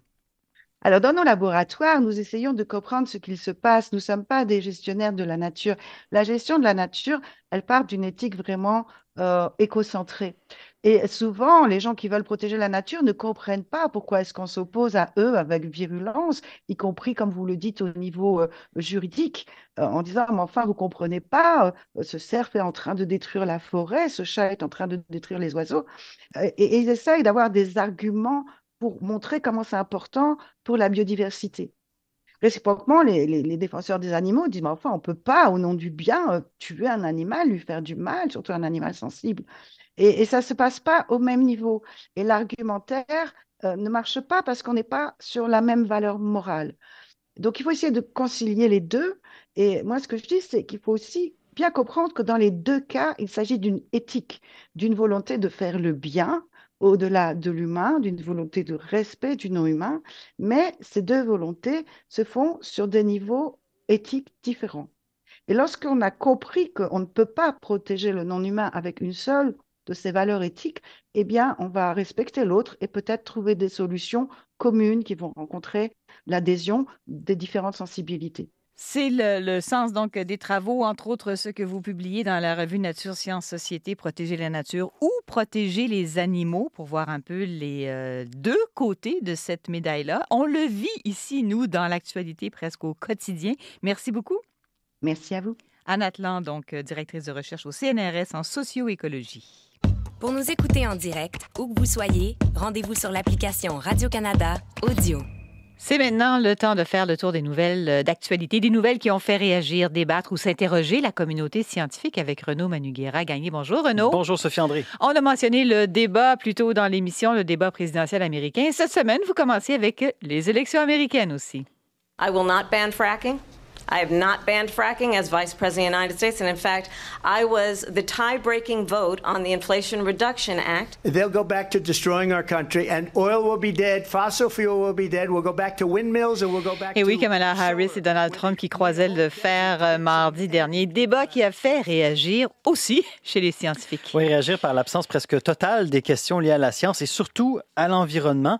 Il y a de nombreux articles sur le sujet dans les journaux, dans les magazines, Scientific American, The Atlantic, Nature, plusieurs autres qui consacrent des articles. Et parmi les enjeux les plus critiqués par les chercheurs de ce débat, il y a l'accès à l'avortement, les relations avec la Chine et bien sûr le climat. Commençons par le droit à l'avortement. Oui, bien c'est ce qui est expliqué dans différents articles, c'est que depuis que la Cour suprême a laissé aux États le choix de faire ce qu'ils veulent en matière d'avortement, mais le nombre de cas de complications graves chez les femmes enceintes a augmenté parce que les lois de certains États empêchent les médecins de faire un avortement lorsqu'ils le jugent nécessaire pour la santé de la mère. Donald Trump, durant le débat, a dit qu'il ne s'opposait pas à l'avortement quand la vie de la mère est en danger, mais ce que les chercheurs affirment, en fait, c'est que ce genre de position ne veut pas dire grand-chose dans les faits, parce que selon les cas, c'est difficile de savoir à quel moment la vie de la mère est assez en danger pour procéder à un avortement de façon légale. Et malheureusement, pour les observateurs du débat, on est passé par-dessus ce point-là très vite. Dans ce débat, relation avec la Chine? Oui, ben, les auteurs rappellent que les deux candidats ont parlé de différentes mesures contre la Chine, entre autres pour tenter de favoriser la recherche et l'innovation aux États-Unis. Ah oui. Mais selon eux, ben, ces sanctions-là, c'est quoi? Ça touche qu'une partie du problème. Ils rappellent en fait que la communauté scientifique a tiré profit des contributions académiques de la Chine et que rompre davantage de liens avec ce pays, ça va faire mal à la recherche. Donc, ils disent aussi qu'il va être très difficile de réaliser des progrès significatifs sur des enjeux mondiaux liés à la science si les États-Unis n'entretiennent pas des relations de collaboration avec la Chine. Et là encore, c'est pas des enjeux qu'on entendait durant le débat. On en parlait peu. Vous avez parlé aussi du sujet, évidemment, du sujet du climat. C'est vrai, assez absent de ce débat. Oui, c'était le grand sujet. En fait, il y a certains auteurs qui rappellent que pendant que les deux candidats débattaient, il y a 4 États américains qui affrontaient des feux de forêt majeurs, un qui se préparait à un ouragan et que 10% des Américains n'avaient plus le droit à l'assurance habitation. Et bien, une bonne part de ces problèmes, ça repose sur la crise climatique. Crise dont il y a très peu été question durant le débat. Et ça a surpris les observateurs. Entre autres, ce qui les a surpris, c'est que les deux candidats semblent se positionner en faveur des combustibles fossiles extraits aux États-Unis et qu'aucun plan en fait semblait être sur la table pour faire face aux conséquences de la crise climatique. Donc selon eux, dans le cas de Kamala Harris, sa position sur le climat, quoi faire pour ça, elle est mal définie. Et dans le cas de Donald Trump, bien, les États-Unis vont carrément faire marche arrière. Tout ça alors que le monde vit de plus en plus de catastrophes liées au climat. Donc ce que tous ces articles-là dont je parle depuis le début montrent, c'est que pour le moment, la science et l'environnement, c'est très loin dans les préoccupations des politiciens américains, ce qui peut être inquiétant quand il s'agit de la première puissance mondiale. Effectivement. Autre sujet, mais on reste quand même dans la politique. On va au Brésil, ce qui a retenu votre attention, parce que le blocage du réseau social X, ben ça émeut là-bas la communauté scientifique. Oui, ça, c'est quelque chose que rapporte la revue Nature. Beaucoup de chercheurs utilisaient le réseau social X dans le cadre de leur travail. C'est un réseau social qui, à l'époque où il s'appelait Twitter, était très utilisé par la communauté scientifique pour communiquer entre eux, trouver des nouveaux collaborateurs, commenter sur les travaux de collègues, promouvoir les leurs, même s'attaquer, pour les plus courageux, s'attaquer à des fausses nouvelles scientifiques. Mais là, avec le blocage de ce site, il y a plusieurs chercheurs qui sont retrouvés coupés de leur réseau de contact. En fait, différentes chercheuses et chercheurs témoignent des répercussions importantes qu'il y a eu dans ces articles, qu'eux ont vécu dans ces articles-là, comme des pertes de contact avec des collègues à l'international, et que recréer ce réseau de contact sur une autre plateforme, c'est quelque chose qui peut prendre des mois ou des années parfois. Il faut peut-être, Renaud, rappeler pourquoi X a été banni au Brésil. Bien, c'est une histoire qui remonte au printemps. Donc, quand un des juges de la Cour suprême brésilienne a ordonné la fermeture de certains comptes d'utilisateurs qui étaient accusés de répandre de la désinformation au Brésil, la compagnie X n'a pas répondu à la demande et après avoir continué à ignorer les demandes de la Cour suprême pendant un certain temps, bien, le site a été bloqué au Brésil la semaine dernière. On apprend dans l'article qu'il y a beaucoup de chercheurs qui avaient déjà déserté la plateforme depuis qu'elle est devenue plus permissive avec la désinformation, ce qui est arrivé quand on a eu la transformation de Twitter à X. Mais là encore, des scientifiques brésiliens témoignent dans ces articles que X restait important pour eux parce que des réseaux, ça prend des années à se développer, surtout quand on n'est pas reconnu internationalement et qu'on n'a pas l'occasion souvent d'aller à des congrès comme ça à l'étranger. L'article finit en mentionnant qu'il y a une hausse d'alternatives, donc comme les réseaux comme Mastodon, Blue Sky, Threads, mais c'est pas encore clair lequel va avoir une aussi grande portée que X. On finit cette tournée de ce qui a retenu votre attention dans les discussions qui se sont écrites et manifestées dans les revues scientifiques. On saute vers l'espace, Renaud. Il y a des chercheurs, il y a des journalistes qui s'inquiètent de la tournure que ça prend, l'exploration spatiale. Back at home, we all have a lot of work to do, but from here, Earth sure looks like a perfect world. Ouais, donc, ce qu'on vient d'entendre derrière les acclamations, c'était la voix du milliardaire Jared Isaacman en orbite autour de la Terre lors de sa première sortie spatiale, de sa première sortie spatiale à lui, mais aussi la première sortie d'astronaute civil de l'histoire. C'est une sortie qui signale, en fait, un retour à l'ère des cowboys de l'espace. Donc ça, c'est pas moi qui le dis, c'est le titre qu'emploie The Atlantic pour parler de cette mission, donc Polaris Dawn de SpaceX, qui a eu lieu cette semaine. Et cette idée-là de cowboy, elle est aussi reprise dans 2 autres articles de The Conversation. Donc, leurs auteurs soulignent que la manœuvre qui a été réalisée avec succès cette semaine, c'est aussi une des manœuvres spatiales les plus dangereuses auxquelles on a assisté depuis des décennies, sauf qu'au lieu d'être un danger calculé, comme c'est souvent le cas dans des missions spatiales gouvernementales, mais ces risques-là, ils ont été pris dans aucun but précis autre que d'assouvir le désir d'aventure d'un astronaute qui a payé sa place à bord d'un vol privé. Et ça pourrait avoir des répercussions sur l'industrie spatiale dans son ensemble au cours des prochaines années. Je pense que ça a soulevé la question aussi, est-ce que les astronautes non professionnels comme ça, même s'ils sont très bien entraînés, est-ce qu'ils devraient réaliser ce genre de manœuvre-là? Oui, parmi les articles que j'ai lus, on sent cette division sur ce point-là. Donc, on rappelle que Polaris Dawn, c'est une mission spatiale avec SpaceX auquel 4 astronautes non professionnels ont participé. Ils étaient financés principalement par le milliardaire Jason Isaacman. Donc, Isaacman, lui, avait déjà acheté des vols avec SpaceX par le passé et heureux de ses expériences, il voulait faire un vol plus audacieux cette fois-ci et il a demandé de faire une sortie extravéhiculaire.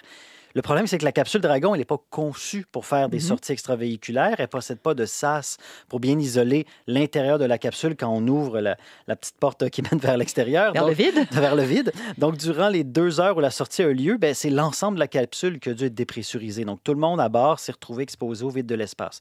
Donc, tout a bien été. Oui. Heureusement, ça a été un succès. Pour plusieurs, ça a été un moment historique et c'était sûrement une expérience incroyable pour ce milliardaire qui en veut encore plus. Donc, peu de temps après, Isaacman a proposé d'utiliser un prochain vol sur SpaceX pour aller lui-même aider à corriger l'orbite du télescope spatial Hubble afin de prolonger sa durée de vie. Donc, il nous faut tous des hobbies. Mais la NASA n'a pas répondu à cette demande-là, donc ça, c'est à suivre. Mais ce qui est soulevé dans les différents articles, c'est qu'à partir de maintenant, les vols spatiaux civils pourraient s'éloigner du simple touriste spatial et plutôt tenter de leur faire des missions qui étaient autrefois réservées aux États, simplement parce que les passagers ont les moyens financiers et l'audace de le faire. Donc, il y a certains qui accueillent ce développement-là avec malaise, d'autres qui sont heureux de cette vision d'avenir des voyages spatiaux, et ça fait débat. Merci de faire écho à ces débats et à ces discussions, Renaud. Ça fait plaisir, au revoir. Pour vos questions de science et vos commentaires, écrivez-nous à lumière@radio-canada.ca.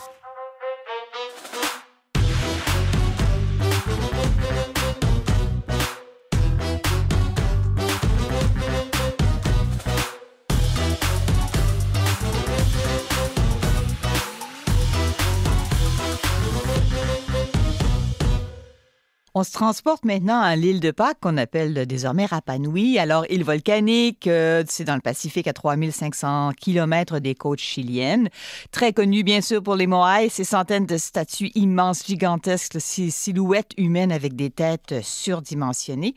Très longtemps, il y a beaucoup de théories qui ont circulé pour expliquer ce qui était advenu du peuple qui était à l'origine de ces statues, les Rapa Nui.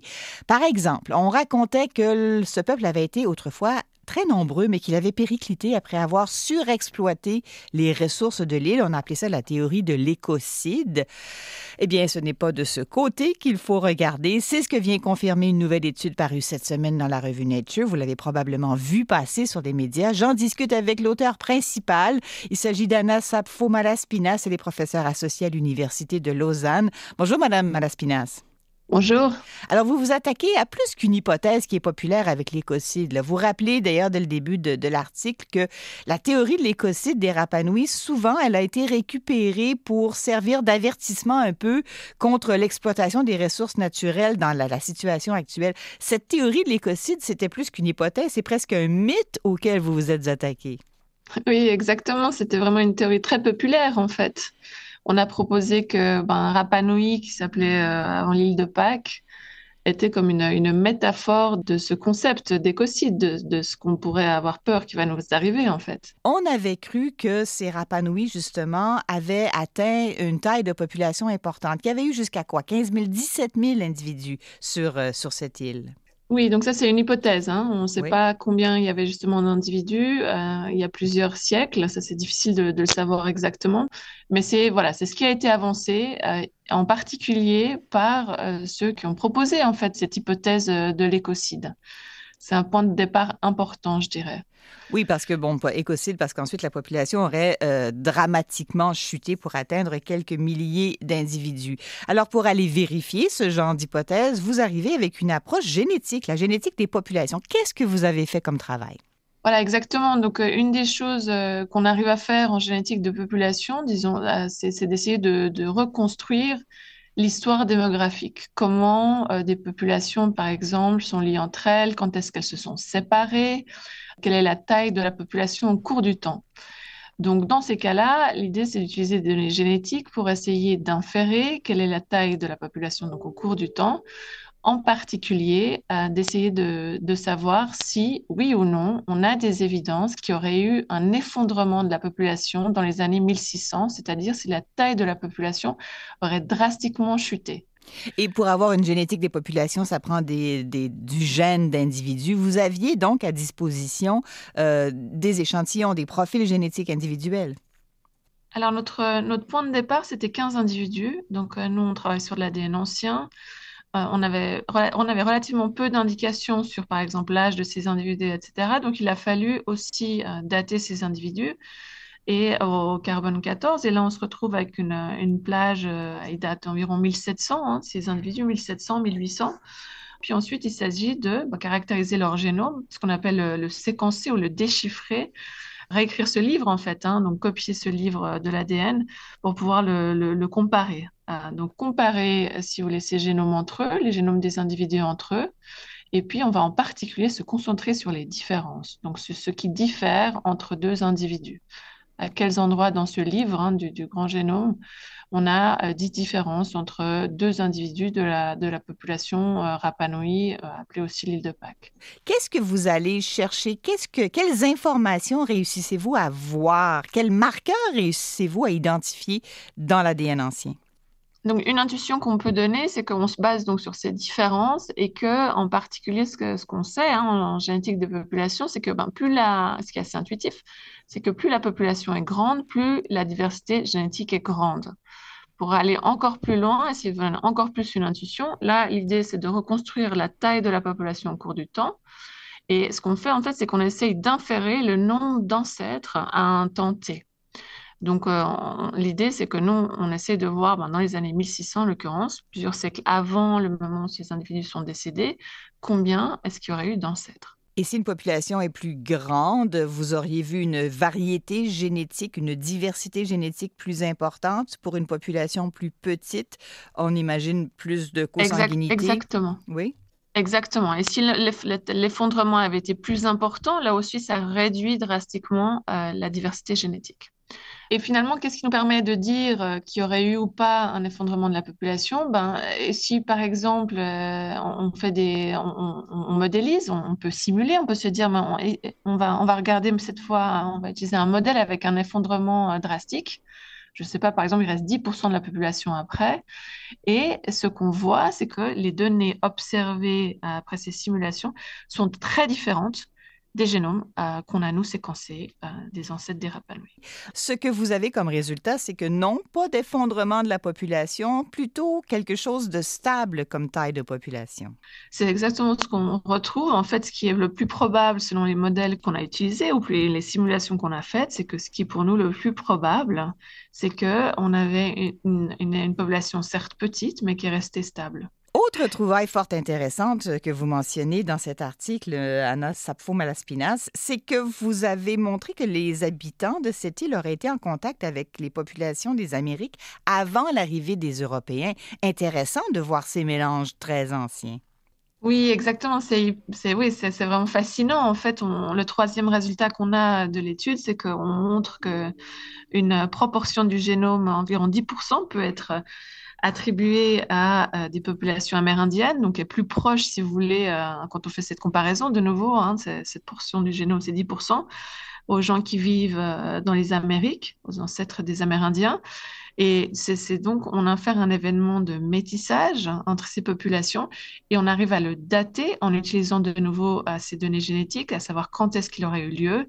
Et là, on tombe sur une date d'environ 1300, c'est-à-dire environ un siècle après l'arrivée des ancêtres des Rapa Nui, quand ils ont peuplé l'île, si vous voulez, pour la première fois.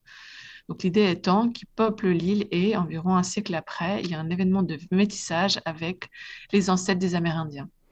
Il y avait donc des déplacements de population fort intéressants. Ça éclaire, ça donne un nouvel éclairage sur cette époque. Nouvel éclairage aussi sur ce qui est arrivé à la population de l'île Rapa Nui avec ce mythe qui tombe finalement, parce que vous confirmez, d'ailleurs, il y a eu d'autres études avec les surfaces dédiées à l'agriculture qui avaient déjà commencé à dire non, il n'y avait pas 15 000 personnes, mais probablement de 3 à 4 000 habitants. Donc, un mythe qui commençait à battre de l'aile.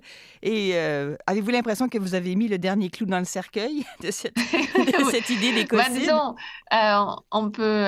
oui, enfin, pour nous, c'est vrai qu'on est vraiment convaincus de notre résultat. Après, c'est toujours intéressant en sciences de continuer à regarder les données. Et donc, ça ne veut pas dire qu'on est les derniers à publier sur la question.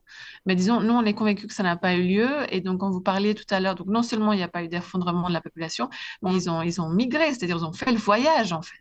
Ils sont partis, pour nous, c'est notre interprétation de l'île de Rapa Nui, de l'île de Pâques, et ils sont allés jusqu'aux Amériques, ils sont revenus. Donc, si vous voulez, si on prend tous les résultats ensemble, pour moi, c'est quelque chose de vraiment, vraiment fascinant d'imaginer ce que les gens, les ancêtres des Rapa Nui arrivaient à faire, y compris, on savait déjà que c'était des marins exceptionnels, et du coup, ce voyage aussi vers les Amériques et retour sur des milliers de kilomètres. Fascinant pour nous aussi à écouter tout ça. Merci beaucoup pour ces informations. Merci. Anna Sapfo-Malaspinas est professeure associée à l'Université de Lausanne à la faculté de biologie et de médecine. Ici Radio-Canada Première. Du cœur aux idées. Après les années-lumière, on pourra écouter le genre humain avec Monique Néron. Bonjour, Monique. Bonjour, Sophie André. Cette semaine, la famille autrement. Des familles hors normes qui sortent du cadre et qui acceptent de nous raconter leur choix de parentalité. Notre collègue Eugénie Lépine-Blondeau a donné naissance à son petit garçon Miro il y a quelques mois avec sa conjointe Judith. Et souvenons-nous, sur son petit carton d'identification à l'hôpital, il était écrit « Père Judith ». Donc, elle a fait une publication. Ça a changé les choses depuis. Elle sera avec nous en entrevue. Et je me suis aussi entretenu avec un couple qui a fait une annonce, un cri du cœur sur Facebook pour trouver une femme porteuse, donc la femme qui allait porter leur enfant. Non seulement ils l'ont trouvé, mais on les a tous les trois réunis en entrevue aujourd'hui. Et Mylène Paquette, notre collaboratrice, va nous dévoiler le lien qui l'unit avec sa meilleure amie dans leur projet parental. Il y a vraiment quelque chose de fascinant et particulier. Elle nous révèle ça aujourd'hui. On sera à l'écoute. Merci, Monique. Merci. On s'arrête ici pour cette édition des Années-Lumière. Merci à toute l'équipe. Merci au technicien Pierre Lévesque et au réalisateur Sébastien Landry, à Damien Grapton à la recherche. Ici Sophie André Blondin. À dimanche prochain.